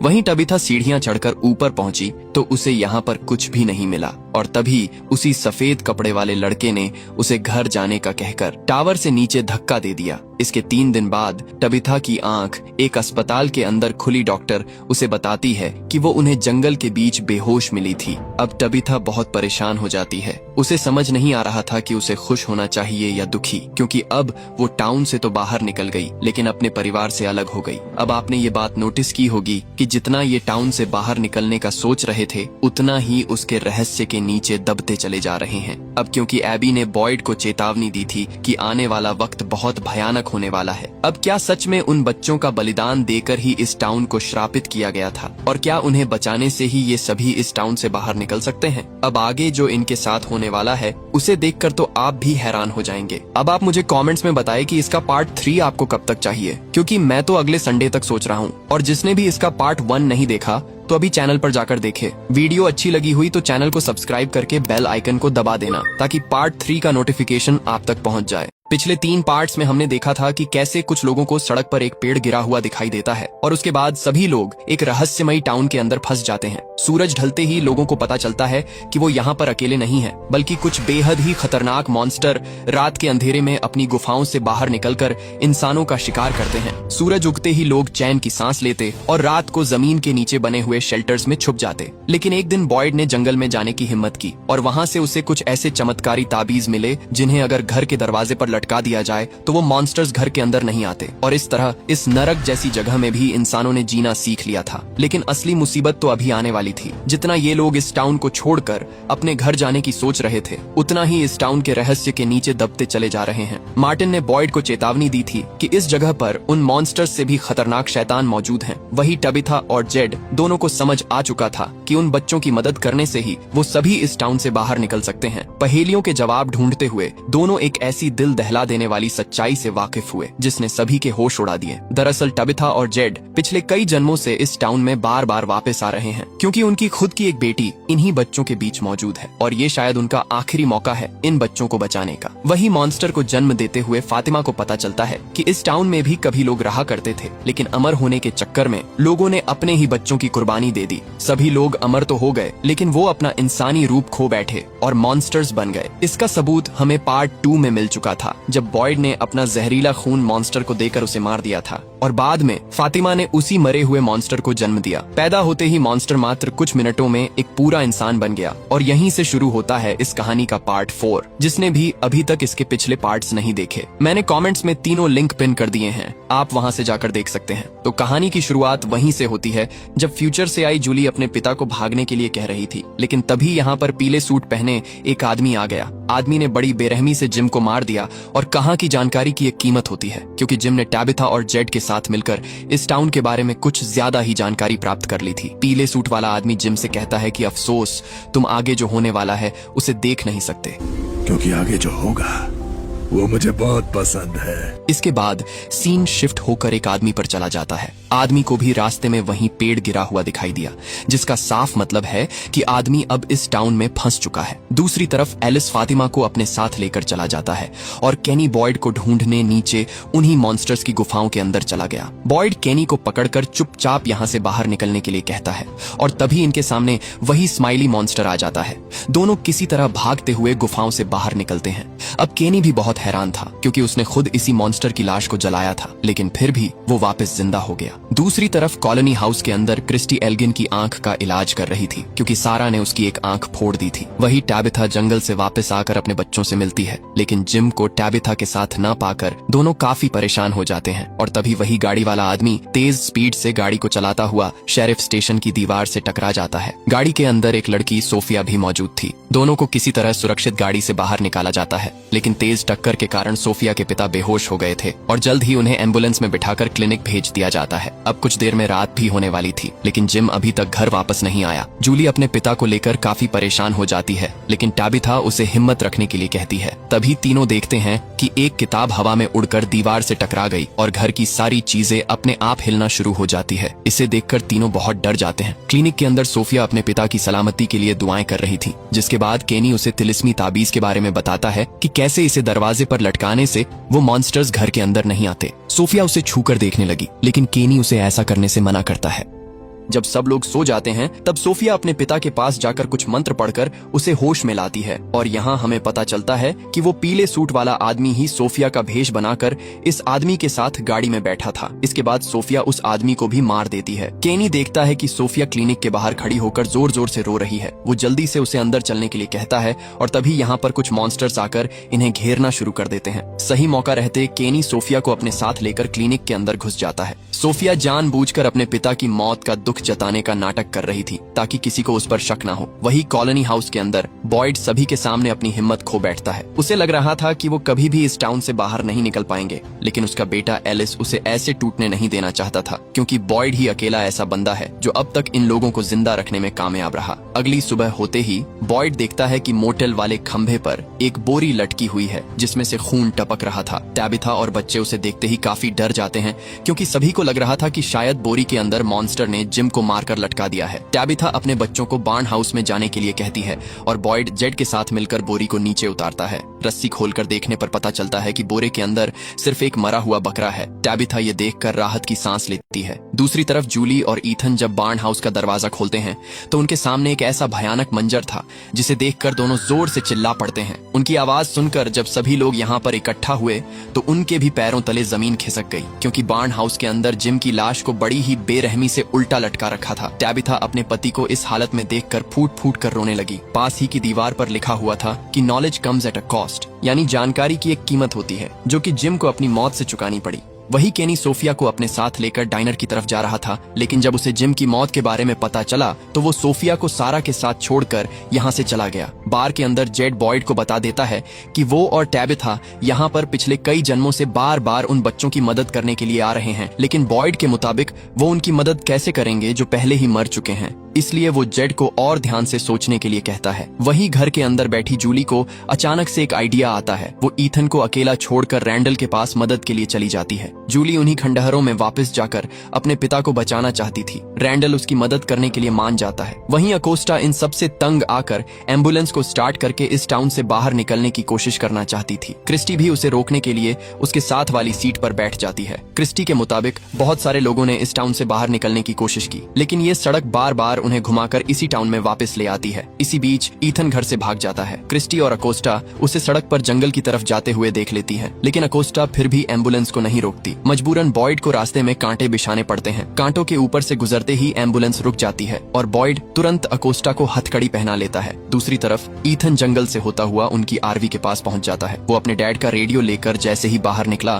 तभी उसे जिम एक टहनी पर बैठा हुआ दिखाई दिया। ईथन भागकर अपने पिता के गले लग जाता है। जिम ईथन से कहता है कि जब हम यहाँ पहली बार आए थे तब ईथन ने बेहोशी की हालत में एक सपना देखा था जिसमें ईथन को एक आंसुओं की झील दिखाई दी थी। जिम ईथन को उस झील को ढूंढने के लिए कहता है, लेकिन तभी यहाँ पर टैबिथा आ जाती है और जिम अचानक से कहीं गायब हो जाता है। अब ये शायद ईथन की एक कल्पना भी हो सकती है क्योंकि बॉयड को भी अक्सर मरा हुआ फादर खत्री और जेड को बारटेंडर टॉम दिखाई देता था। वहीं अब तक जूली रैंडल के साथ उन्हीं खंडहरों के पास पहुंच जाती है। जूली सबसे पहले रैंडल को अंदर जाने के लिए कहती है, लेकिन जब रैंडल को कुछ भी नहीं होता तो जूली खुद खंडहरों के बीच उतरती है और अचानक से जूली उस समय में पहुंच जाती है जब पार्ट 2 में बॉयड, डोना, रैंडल और जिम आरवी के अंदर फंसे हुए थे और उन्हें चारों तरफ से मॉन्स्टर्स ने घेर रखा था। जूली उनकी मदद करना चाहती थी, लेकिन एक मॉन्स्टर उसे बालों से पकड़कर दबोच लेती है। खंडहरों के अंदर रैंडल जूली को दर्द से तड़पते हुए देख रहा था। मॉन्स्टर जूली को मारने ही वाली थी कि तभी रैंडल जूली को पकड़कर खंडहरों से बाहर खींच लेता है, जिससे कि जूली की आत्मा वापस से उसके अंदर आ जाती है। वहीं क्लिनिक के अंदर सोफिया उस मरे हुए आदमी को दफनाने से पहले उसके मुंह के अंदर से एक दांत निकाल लेती है। अब सब लोग जिम और उस आदमी के फ्यूनरल पर इकट्ठा होते हैं और तभी यहाँ पर बहुत सारे कौवे आकर शोर मचाना शुरू कर देते हैं। कौवा को देखते ही सोफिया के चेहरे पर एक अजीब सा डर छा गया। फ्यूनरल खत्म होने के बाद विक्टर ईथन को अपने साथ लेकर चला जाता है। ईथन विक्टर को बताता है कि उसे एक झील को ढूंढना है और इस काम में विक्टर भी ईथन की मदद करने के लिए मान जाता है। वही जूली रैंडल को अपने साथ लेकर पुराने टूटे हुए घर के पास आ जाती है। दरअसल समय में आगे या पीछे ट्रैवल करना जूली को अभी पूरी तरह से नहीं आया, इसलिए वो घर के नीचे से एक किताब को हासिल करना चाहती थी जिसके अंदर समय में ट्रैवल करने की जानकारी मौजूद है। रैंडल किसी तरह उस किताब को लेकर सही सलामत बाहर निकल जाता है। वही ईथन विक्टर के साथ एक झील के किनारे पहुंच जाता है, लेकिन ये वो झील नहीं थी जिसे ईथन ढूंढ रहा है और यहीं पर इन्हें पानी के अंदर जेड ध्यान अवस्था में मिलता है। दोनों जेड से उस झील को ढूंढने के लिए मदद मांगते हैं। वहीं घर के अंदर टाबिथा ने जब उस लाइट हाउस की तस्वीर वापस से देखी तो उसने दोबारा इस लाइट हाउस में जाने का मन बना लिया। टाबिथा को लग रहा था कि शायद इस बार भी व्हाइट बॉय उसे धक्का देकर असली दुनिया में भेज देगा। हेनरी भी उसके साथ ही था और वो उसे पेड़ में घुसने नहीं देता, क्योंकि पिछली बार जब डेल पेड़ के अंदर घुसा था तब वो स्विमिंग पूल की दीवार में टेलीपोर्ट हो गया था। दोनों के बीच बहस हो ही रही थी कि तभी यहाँ पर व्हाइट बॉय आ गया, जो कि देखने में अब काफी बड़ा लग रहा था। व्हाइट बॉय टाबिथा से कहता है कि तुम मंजिल के काफी करीब हो, लेकिन तुम्हारे पास समय बहुत कम है। इतना बताकर व्हाइट बॉय भी गायब हो जाता है। दूसरी तरफ ये तीनों उस झील को ढूंढते हुए आगे बढ़ ही रहे थे कि तभी विक्टर अचानक से रुक जाता है। विक्टर ने कुछ ऐसा देख लिया जो उसकी सबसे बुरी यादों में शामिल था। डर के मारे विक्टर यहाँ से भाग जाता है और जेड जब उस तरफ देखता है तो वहाँ पर उसी पीले सूट वाले आदमी के कपड़े पड़े थे, क्योंकि पीले सूट वाले आदमी ने सोफिया का भेष बनाते हुए अपने कपड़े यहीं पर छोड़ दिए थे। इनके चिल्लाने की आवाज सुनकर टाबिथा और हेनरी भी इनके पास पहुंच जाते हैं। वही बॉयड जब अपनी पत्नी की कब्र के पास आकर उससे बातें कर रहा था तभी जमीन के नीचे से अचानक एक हाथ बाहर निकला और बॉयड की बाजू को पकड़कर नीचे की तरफ खींचने लगा, लेकिन बॉयड किसी तरह उससे अपना हाथ छुड़ा लेता है। बॉयड कुछ समझ ही नहीं पाया कि अभी उसके साथ क्या हुआ। वापस टाउन आकर बॉयड को भी उसी पीले सूट वाले आदमी के बारे में बताया जाता है। दरअसल हेनरी की पत्नी मिरांडा के रियल वाले घर के अंदर भी टाबिथा ने इसी आदमी की तस्वीर देखी थी और विक्टर इसे अपने बचपन में भी देख चुका है, इसलिए हेनरी अकेला ही उससे इसके बारे में जानने के लिए चला जाता है। दूसरी तरफ सोफिया अब सारा के साथ रहने का फैसला करती है और जब सारा कमरे से बाहर गई तभी सोफिया कुछ मंत्र पढ़ना शुरू कर देती है, जिससे कि सारा को फिर से वही आवाजें सुनाई देने लगी। सारा जल्दी से डाइनर में जाकर एक जगह से पानी का गिलास भरकर पी लेती है, क्योंकि अगर वो ऐसा नहीं करती तो टाउन में कुछ बेहद ही खतरनाक घटना घटित हो जाती। सोफिया ये देखकर बहुत खुश होती है कि सारा अभी भी उन आवाजों की बात मान रही है। दूसरी तरफ टाबिथा को फिक्र हो रही थी कि कहीं इस बार भी ईथन बिना बताए घर से अकेला ना चला जाए, इसलिए वो खुद उसके साथ उसी झील को ढूंढने का फैसला करती है। वो कुछ सामान पैक करके डोना के ग्रुप के साथ चलने का फैसला करती है। दरअसल डोना नदी किनारे लगी उन्हीं सब्जियों को लेने के लिए जा रही थी और वो टाबिथा और ईथन को भी अपने ग्रुप में शामिल कर लेती है। शेरिफ स्टेशन के अंदर जेड कुछ नशीले मशरूम खा लेता है। जेड को लग रहा था कि शायद नशे की हालत में वो अपने अतीत के बारे में कुछ जान सके और इस दौरान बॉयड उसका ध्यान रखने वाला था, लेकिन बॉयड एक डिब्बे के अंदर से अंगूठी को बाहर निकालता है जो कि उसकी पत्नी की थी और अंगूठी पर एक खास निशान भी बना हुआ था। वही कॉलोनी हाउस के अंदर केनी देखता है कि छत के ऊपर से पानी टपक रहा है और जब वो ऊपर जाकर देखता है तो वहाँ पर फातिमा मिट्टी से कुछ बनाने की कोशिश कर रही थी। केनी जल्दी से बॉयड को इस बारे में बताता है। बॉयड जब फातिमा से इसे बनाने का कारण पूछता है तो फातिमा बताती है कि उसने जिस मॉन्स्टर को जन्म दिया था वो अब उसके साथ जुड़ चुकी है। फातिमा उस मॉन्स्टर को महसूस कर सकती है और मॉन्स्टर भी उसे महसूस करता है, इसलिए खुद को शांत और संतुलित रखने के लिए फातिमा मिट्टी से एक शैतान के पुतले को बना रही है। बॉयड भी फातिमा की बात को समझकर कमरे से बाहर चला जाता है और तभी वो देखता है कि सीढ़ियों पर उसकी पत्नी की वही अंगूठी गिरी हुई है जो कि अभी कुछ देर पहले ही वो उस डब्बे में रख कर आया था। बॉयड जल्दी से अंगूठी को उठाकर शेरिफ स्टेशन की तरफ भागता है। वो उस अंगूठी को बगल में रखकर डिब्बे वाली अंगूठी को ढूंढने लगा और डिब्बे के अंदर से वही अंगूठी निकल आई, लेकिन बाहर वाली अंगूठी अब गायब हो चुकी थी। अब ये शायद कोई इशारा या बॉयड की कल्पना हो सकती है। वही हेनरी विक्टर से उसी पीले सूट वाले आदमी के बारे में पूछता है। काफी पूछने पर विक्टर हेनरी को साथ लेकर जंगल के बीच चला आया और जमीन खोदकर उसे पीले सूट वाले आदमी की पेंटिंग्स दिखाने लगा। विक्टर बताता है कि वो भी एक साधारण गाड़ी में ही आया था। विक्टर और उसकी माँ को लगा कि ये भी शायद उनकी तरह एक आम इंसान ही है जो कि इस टाउन में फंस चुका है, लेकिन वो सबसे अलग था। आखिरी बार विक्टर ने उसे तब देखा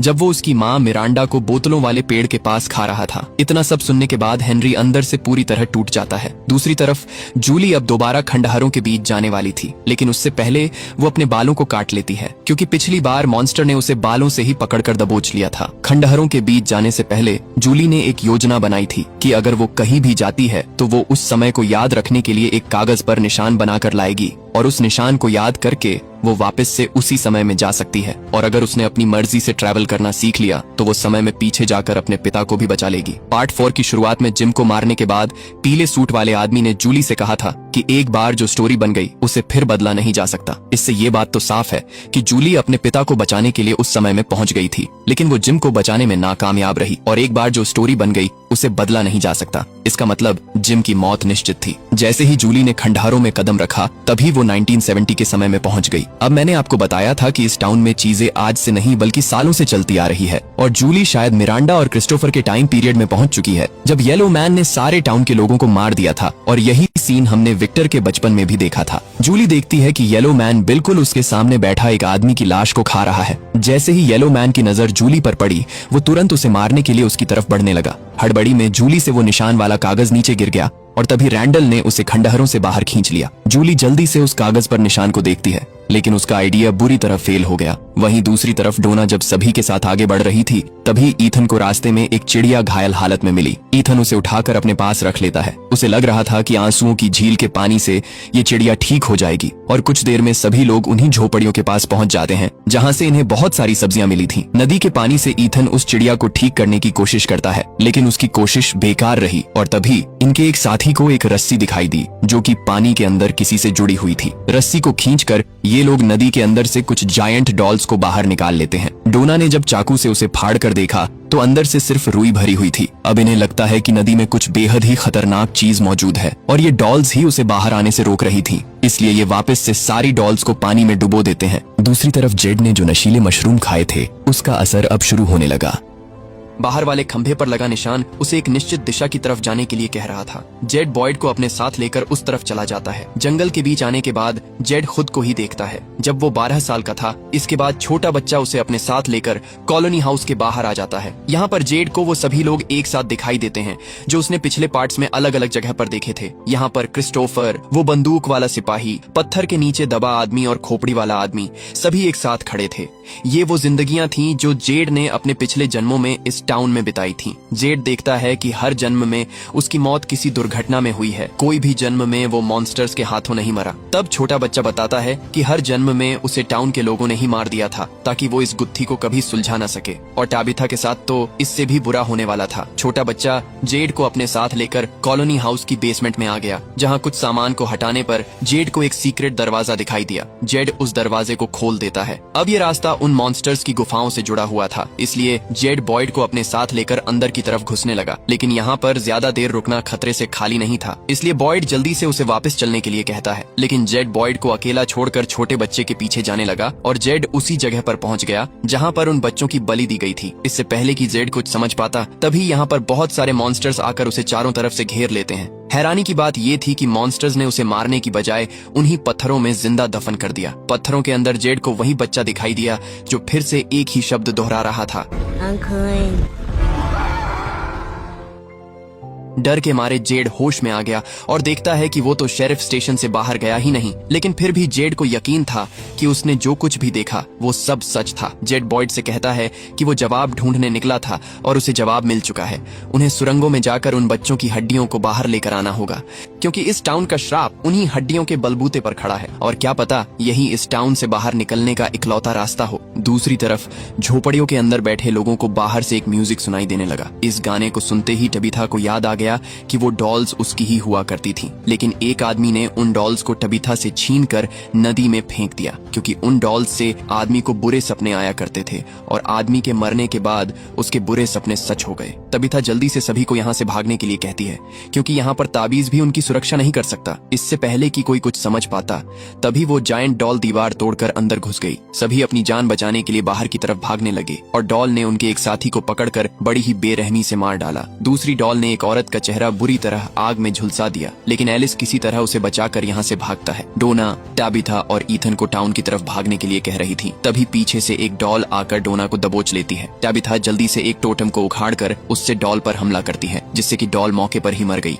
बाकी डॉल्स ने जब अपने साथी को मरा हुआ देखा तो वो भी यहाँ से भाग गई।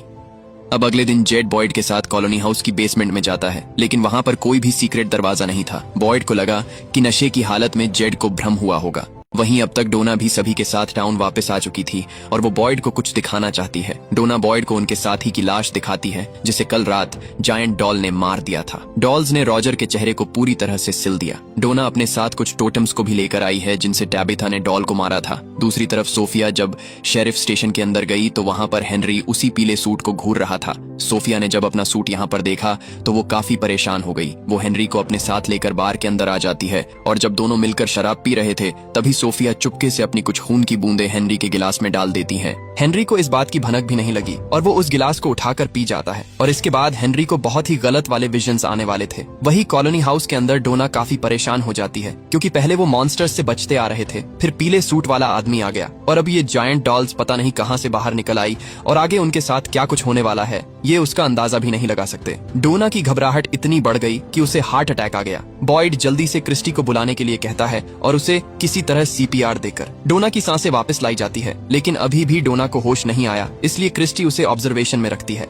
अब जब बॉयड डोना के पास अकेला बैठा था तभी उसे फादर खत्री दिखाई दिया। फादर खत्री बॉयड के दिमाग की अब एक कल्पना बन चुका है, इसलिए वो उसे कभी कभी दिखाई देता था। फादर खत्री कहता है कि शायद जेड बिल्कुल सही है, बॉयड को जेड के साथ मिलकर उन बच्चों की हड्डियों को बाहर निकालना चाहिए। इसी बीच डोना को भी होश आ जाता है। अब बॉयड गुस्से में एक हथौड़ा उठाकर बेसमेंट में चला जाता है और उस दीवार को तोड़ना शुरू कर देता है। जेड भी पीछे से उसे ये सब करते देख रहा था। दीवार के टूटते ही उसके सामने वही दरवाजा था जो जेड ने अपनी मशरूम ट्रिप के दौरान देखा था। मतलब नशे की हालत में जेड ने जो कुछ भी देखा वो सब सच था। अब दीवार तो टूट गई, लेकिन दरवाजे को खोलना इतना भी आसान नहीं था, इसलिए जेड उस पर भी एक ताबीज को लटका देता है ताकि दूसरी तरफ जो कुछ भी है वो कॉलोनी हाउस के अंदर ना आ सके। इसके बाद बॉयड टाउन के सभी लोगों को बता देता है कि टैबिथा और जेड पुनर्जन्म लेकर इस टाउन में बार बार वापस आ रहे हैं, लेकिन इस बार शायद ये लोग उन बच्चों की हड्डियां निकालकर अपने अपने घर वापस जा सकते हैं। इसीलिए बॉयड सभी लोगों से मदद मांगता है और आज ही की रात बॉयड उस टोटम का इस्तेमाल रात को आने वाले मॉन्स्टर पर करके देखना चाहता था, क्योंकि अगर कहीं गुफाओं में हड्डियां लेते समय मॉन्स्टर्स ने इन्हें घेर लिया तो क्या ये टोटम की मदद से उन्हें मार सकते हैं। इसी का जवाब ढूंढने के लिए बॉयड आज रात कुछ खतरनाक करने वाला है। वही सोफिया ने भी उनकी बातें सुन ली थी, इसलिए वो बार्न हाउस से एक मुर्गी का अंडा उठाकर रॉजर की लाश के पास चली जाती है और कुछ मंत्र पढ़ने के बाद वो उस अंडे को रॉजर की छाती पर रखकर तोड़ देती है। दूसरी तरफ हेनरी पर अब सोफिया के खून का असर शुरू होने लगा। जब वो बार में जेड के पास बैठा था तभी अचानक से वो एक अलग ही दुनिया में चला गया, जहां वो अस्पताल के बेड पर लेटा हुआ था और विक्टर उसे होश में लाने की कोशिश कर रहा था। लेकिन उससे पहले जेड हेनरी को जगा देता है। अब रात भी होने वाली थी और एक लंबे समय के बाद हमें बॉयड की घंटी दोबारा सुनने को मिलती है, जिसका साफ मतलब था कि आज रात कुछ बहुत ही भयानक होने वाला है। अब इन तीनों के बीच फैसला होता है कि केनी बाहर जाकर एक मॉन्स्टर को टोटम मारकर किसी भी घर के अंदर घुस जाएगा, क्योंकि सभी लोग अपना दरवाजा खोलने के लिए दरवाजे पर ही खड़े रहेंगे। अब मॉन्स्टर्स भी आना शुरू हो गए और ये रात भी एक सामान्य रात की तरह ही लग रही थी। वही कॉलोनी हाउस के अंदर सोफिया ने कुछ मंत्र पढ़ने शुरू कर दिए, जिससे कि मरा हुआ रॉजर वापस से जिंदा होने लगा, लेकिन इंसान बनकर नहीं बल्कि एक शैतान के रूप में। रॉजर कॉलोनी हाउस का दरवाजा खोलकर अंदर घुस जाता है। हालांकि दरवाजे पर ताबीज भी लटका हुआ था, लेकिन उसका रॉजर पर कोई असर नहीं हुआ। वो एक औरत को मारने ही वाला था कि तभी एल्जिन टोटम को उठाकर उसके आर पार कर देता है। खुशकिस्मती से टोटम ने काम किया और रॉजर वहीं पर मारा गया। दूसरी तरफ केनी भी एक टोटम लेकर शेरिफ स्टेशन से बाहर निकला और पीछे से जाकर एक मॉन्स्टर पर हमला कर दिया। टोटम के लगते ही मॉन्स्टर दर्द से चिल्लाने लगा, लेकिन मॉन्स्टर जानबूझकर मरने का नाटक कर रहा था। केनी देखता है कि उनकी चाल उन्हीं पर उल्टी पड़ गई, क्योंकि मॉन्स्टर्स पहले ही सभी घरों के दरवाजों पर खड़े हो चुके हैं और केनी अब किसी भी घर के अंदर नहीं घुस सकता। केनी को अपनी मौत साफ दिखाई दे रही थी, लेकिन तभी उसकी नजर बस पर पड़ी। वो भागता हुआ बस के अंदर घुसने की कोशिश करने लगा। जैसे ही वो दरवाजा बंद करने वाला था तभी यहाँ पर स्माइली मॉन्स्टर आकर उसे ऐसा करने से रोक देता है। केनी के जिंदा रहने की एकमात्र उम्मीद भी खत्म हो रही थी, इसलिए वो बस के ऊपर चढ़ने की कोशिश करता है। और अब यहाँ पर एक बहुत बड़ा ट्विस्ट आता है। अब क्योंकि फातिमा ने स्माइली मॉन्स्टर को जन्म दिया था, इसलिए उसका एक हिस्सा अब स्माइली मॉन्स्टर से जुड़ चुका है। इसी वजह से फातिमा उसकी आंखों से केनी को देख पा रही थी। अब केनी को मॉन्स्टर्स ने चारों तरफ से घेर लिया और जैसे ही स्माइली मॉन्स्टर अपने असली रूप में आकर केनी को मारने वाला था तभी फातिमा उसे ऐसा करने से रोक देती है। इसी मौके का फायदा उठाते हुए केनी उसे नीचे गिराकर जल्दी से दरवाजों को बंद कर देता है और इस तरह केनी एक बार फिर से मरते मरते बचता है। अगली सुबह होते ही रॉजर की लाश को जला दिया जाता है और फातिमा सबको अपनी हालात दिखा रही थी। केनी को बचाते समय उसके पेट पर बहुत सारी नसें उभर गईं। बॉयड और एलिस उसे क्लिनिक में क्रिस्टी के पास छोड़ देते हैं ताकि क्रिस्टी चेकअप करके उसकी इस बीमारी का इलाज बता सके। चेकअप के दौरान क्रिस्टी को पता चलता है कि फातिमा की मेडिकल कंडीशन बहुत खराब है। इन हालातों में तो उसे मर जाना चाहिए था, लेकिन फिर भी वो अभी तक जिंदा है। ये इस बात की तरफ इशारा करता है कि फातिमा भी अब उन मॉन्स्टर्स की तरह बनती जा रही है। वही बात कार के अंदर जेड बॉयड को उसका प्लान समझाता है, लेकिन बॉयड को जेड का ये प्लान पसंद नहीं आया क्योंकि जिस जगह पर हड्डियां दफन थीं वो जगह चारों तरफ से बंद है और वहां से बाहर निकलने का सिर्फ एक ही रास्ता था। इसलिए बॉयड जेड को कोई और प्लान बनाने के लिए कहता है। इसी बीच हम हेनरी को देखते हैं जो वापस से उन्हीं विजन्स में चला गया जहां पर विक्टर उससे कह रहा था कि कोमा में होने की वजह से हेनरी ने अपने दिमाग के अंदर ही एक पूरी दुनिया को बना लिया है। विक्टर कहता है कि टाउन की दुनिया सिर्फ उसका एक भ्रम है, लेकिन तभी हेनरी को होश आ गया और ये सब उसे सोफिया का खून पीने की वजह से दिखाई दे रहे थे। कहीं ना कहीं हेनरी अब इस बात पर भरोसा भी करने लगा है कि टाउन की दुनिया सिर्फ उसकी एक कल्पना है। वहीं दूसरी तरफ सोफिया शेरिफ स्टेशन से उस पीले सूट को चुरा कर ले जाती है। इसके बाद टैबिथा जब घर आई तभी उसके सेल फोन पर एक कॉल आया। सामने से येलो मैन बात कर रहा था। वो टैबिथा को अकेले आरवी के पास आने के लिए कह रहा था। अगर वो नहीं आई तो येलो मैन जूली और ईथन को मार देगा। टैबिथा उसकी बात मानकर आरवी के पास पहुंच जाती है और येलो मैन पहले से ही यहाँ पर मौजूद था, लेकिन वो टैबिथा को मारता नहीं बल्कि उसे धमकी देता है कि अगर उन्होंने हड्डियों को बाहर निकाल लिया तो एक ऐसी तबाही शुरू हो जाएगी जिसकी कल्पना टैबिथा ने सपनों में भी कभी नहीं की होगी। इतना बोलकर येलो मैन उसे बिना कोई नुकसान पहुंचाए यहाँ से चला जाता है।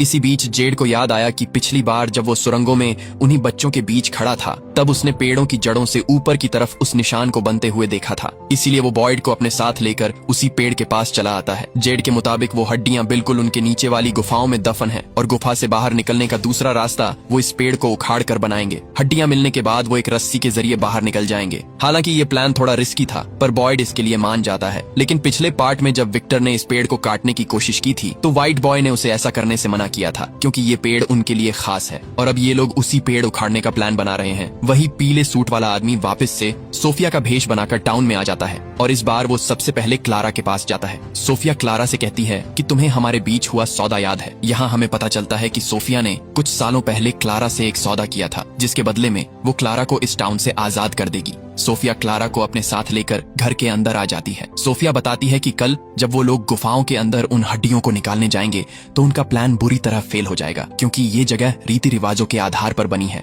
और यहाँ पर आप किसी काम को कैसे करते हैं वो बहुत मायने रखता है। मतलब ये जगह श्रापित है, इस पर बुरी ताकतों का कब्जा है। सोफिया की इस बात को सुनकर हम समझ सकते हैं कि हर काली शक्ति और प्रेत का इस टाउन से एक हिस्सा जुड़ा हुआ है।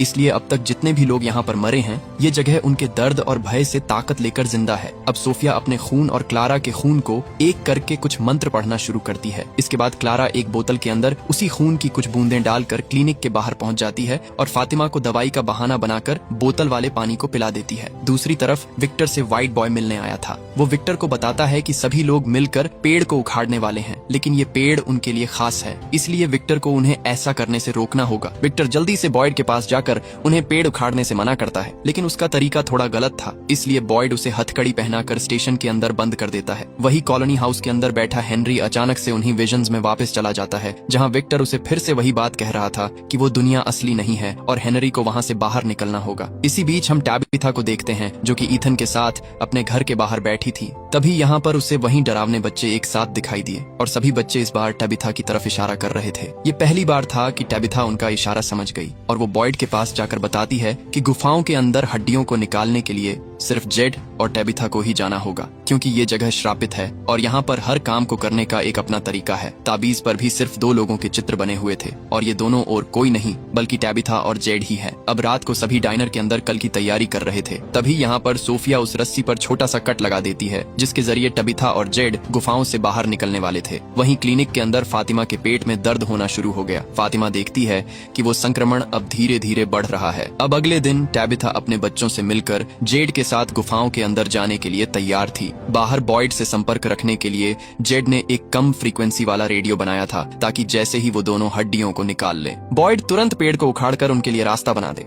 वहीं दूसरी तरफ क्लारा सोफिया को बताती है कि बॉयड ने प्लान में कुछ चेंजेस किए हैं। दरअसल सोफिया नहीं जानती थी कि अब गुफाओं में सिर्फ टैबिथा और जेड जाने वाले हैं। जब सोफिया को इसके बारे में पता चला तो उसके चेहरे का भी रंग उड़ गया। इसी बीच एल्जिन को स्टोर रूम से एक तस्वीर मिली। वो उसे लेकर सीधा सोफिया के पास चला गया। तस्वीर बहुत पुरानी थी जिसके अंदर सोफिया दिखाई दे रही थी और ये बेवकूफ एल्जिन बिना किसी को बताए सीधा सोफिया के पास ही चला आया और अब सोफिया तो उसे कहीं का छोड़ने वाली नहीं थी। दूसरी तरफ टैबिथा और जेड गुफाओं के अंदर घुस जाते हैं। दोनों उसी जगह पहुंचकर दरवाजे पर एक कागज को चिपकाकर उसके सामने ताबीज को लटका देते हैं। दोनों को उम्मीद थी कि मॉन्स्टर्स इस तरफ नहीं आ सकते। जेड टबिथा को बताता है कि इसी जगह पर हड्डियां दफन हैं। दोनों जल्दी से खुदाई करनी शुरू कर देते हैं। खुदाई की आवाज गुफाओं में गूंज उठी, जिससे कि मॉन्स्टर्स नींद से जाग गए। मॉन्स्टर्स जल्दी से उनकी तरफ बढ़ने लगते हैं। टबिथा और जेड ने मिट्टी हटाकर उन पत्थरों को बाहर निकाल लिया था। दोनों अपनी पूरी ताकत लगाकर उस ढक्कन को सरका देते हैं और पत्थरों के अंदर उन्हीं बच्चों की हड्डियां मौजूद थीं। लेकिन तभी यहाँ पर मॉन्स्टर्स आ जाते हैं। खुशकिस्मती से ताबीज काम कर गया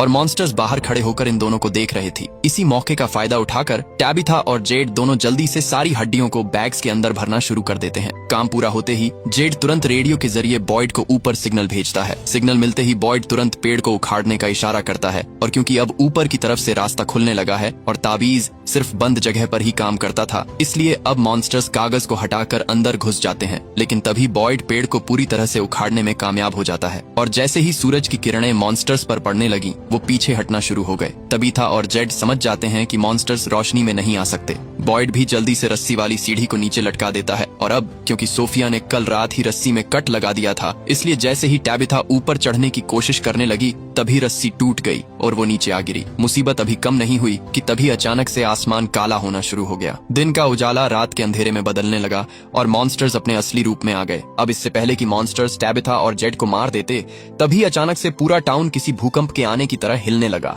झटके इतने भयानक थे कि मॉन्स्टर्स तक को संभलने का मौका नहीं मिला। माहौल शांत होते ही टबिथा और जेड को दरारों से निकलने का रास्ता मिल गया और दोनों जल्दी से भाग निकले। थोड़ी आगे जाने के बाद ही रास्ता पूरी तरह से बंद हो गया और पीछे से मॉन्स्टर्स भी इनकी तरफ तेजी से बढ़ रहे थे। ये खुशकिस्मत निकले क्योंकि जहां से मॉन्स्टर्स आने वाले थे, वो रास्ता पत्थरों ने पूरी तरह से बंद कर दिया और अब ये दोनों गुफाओं के अंदर ही फंस चुके हैं। ऊपर से बॉयड उन्हें आवाजें लगाता रहा और बाहर का नजारा तो पूरी तरह से रात में बदल चुका था। मॉन्स्टर्स अपनी गुफाओं से बाहर निकलकर उनकी तरफ बढ़ने लगे। बॉयड जल्दी से सभी को गाड़ी के अंदर बैठने के लिए कहता है और सही मौका रहते ये लोग गाड़ियों में बैठकर टाउन की तरफ निकल पड़ते हैं। रास्ते में कुछ मॉन्स्टर्स इनकी गाड़ी पर हमला भी करते हैं, लेकिन ये किसी तरह उनसे बचते हुए टाउन पहुंच जाते हैं। वही क्लिनिक के अंदर फातिमा और मरियल अकेली थीं और तभी फातिमा स्माइली मॉन्स्टर को महसूस कर लेती है क्योंकि वो उनकी तरफ ही बढ़ रहा था। मरियल देखती है कि ताबीज दरवाजे पर नहीं है क्योंकि भूकंप के झटकों ने उसे नीचे गिरा दिया था। इससे पहले कि मरियल उसे वापस दरवाजे पर रख पाती, तभी स्माइली मॉन्स्टर क्लिनिक के अंदर घुस गया। उसने बड़ी बेरहमी से मरियल पर जानलेवा हमला कर दिया, लेकिन वो फातिमा को बिना कुछ करे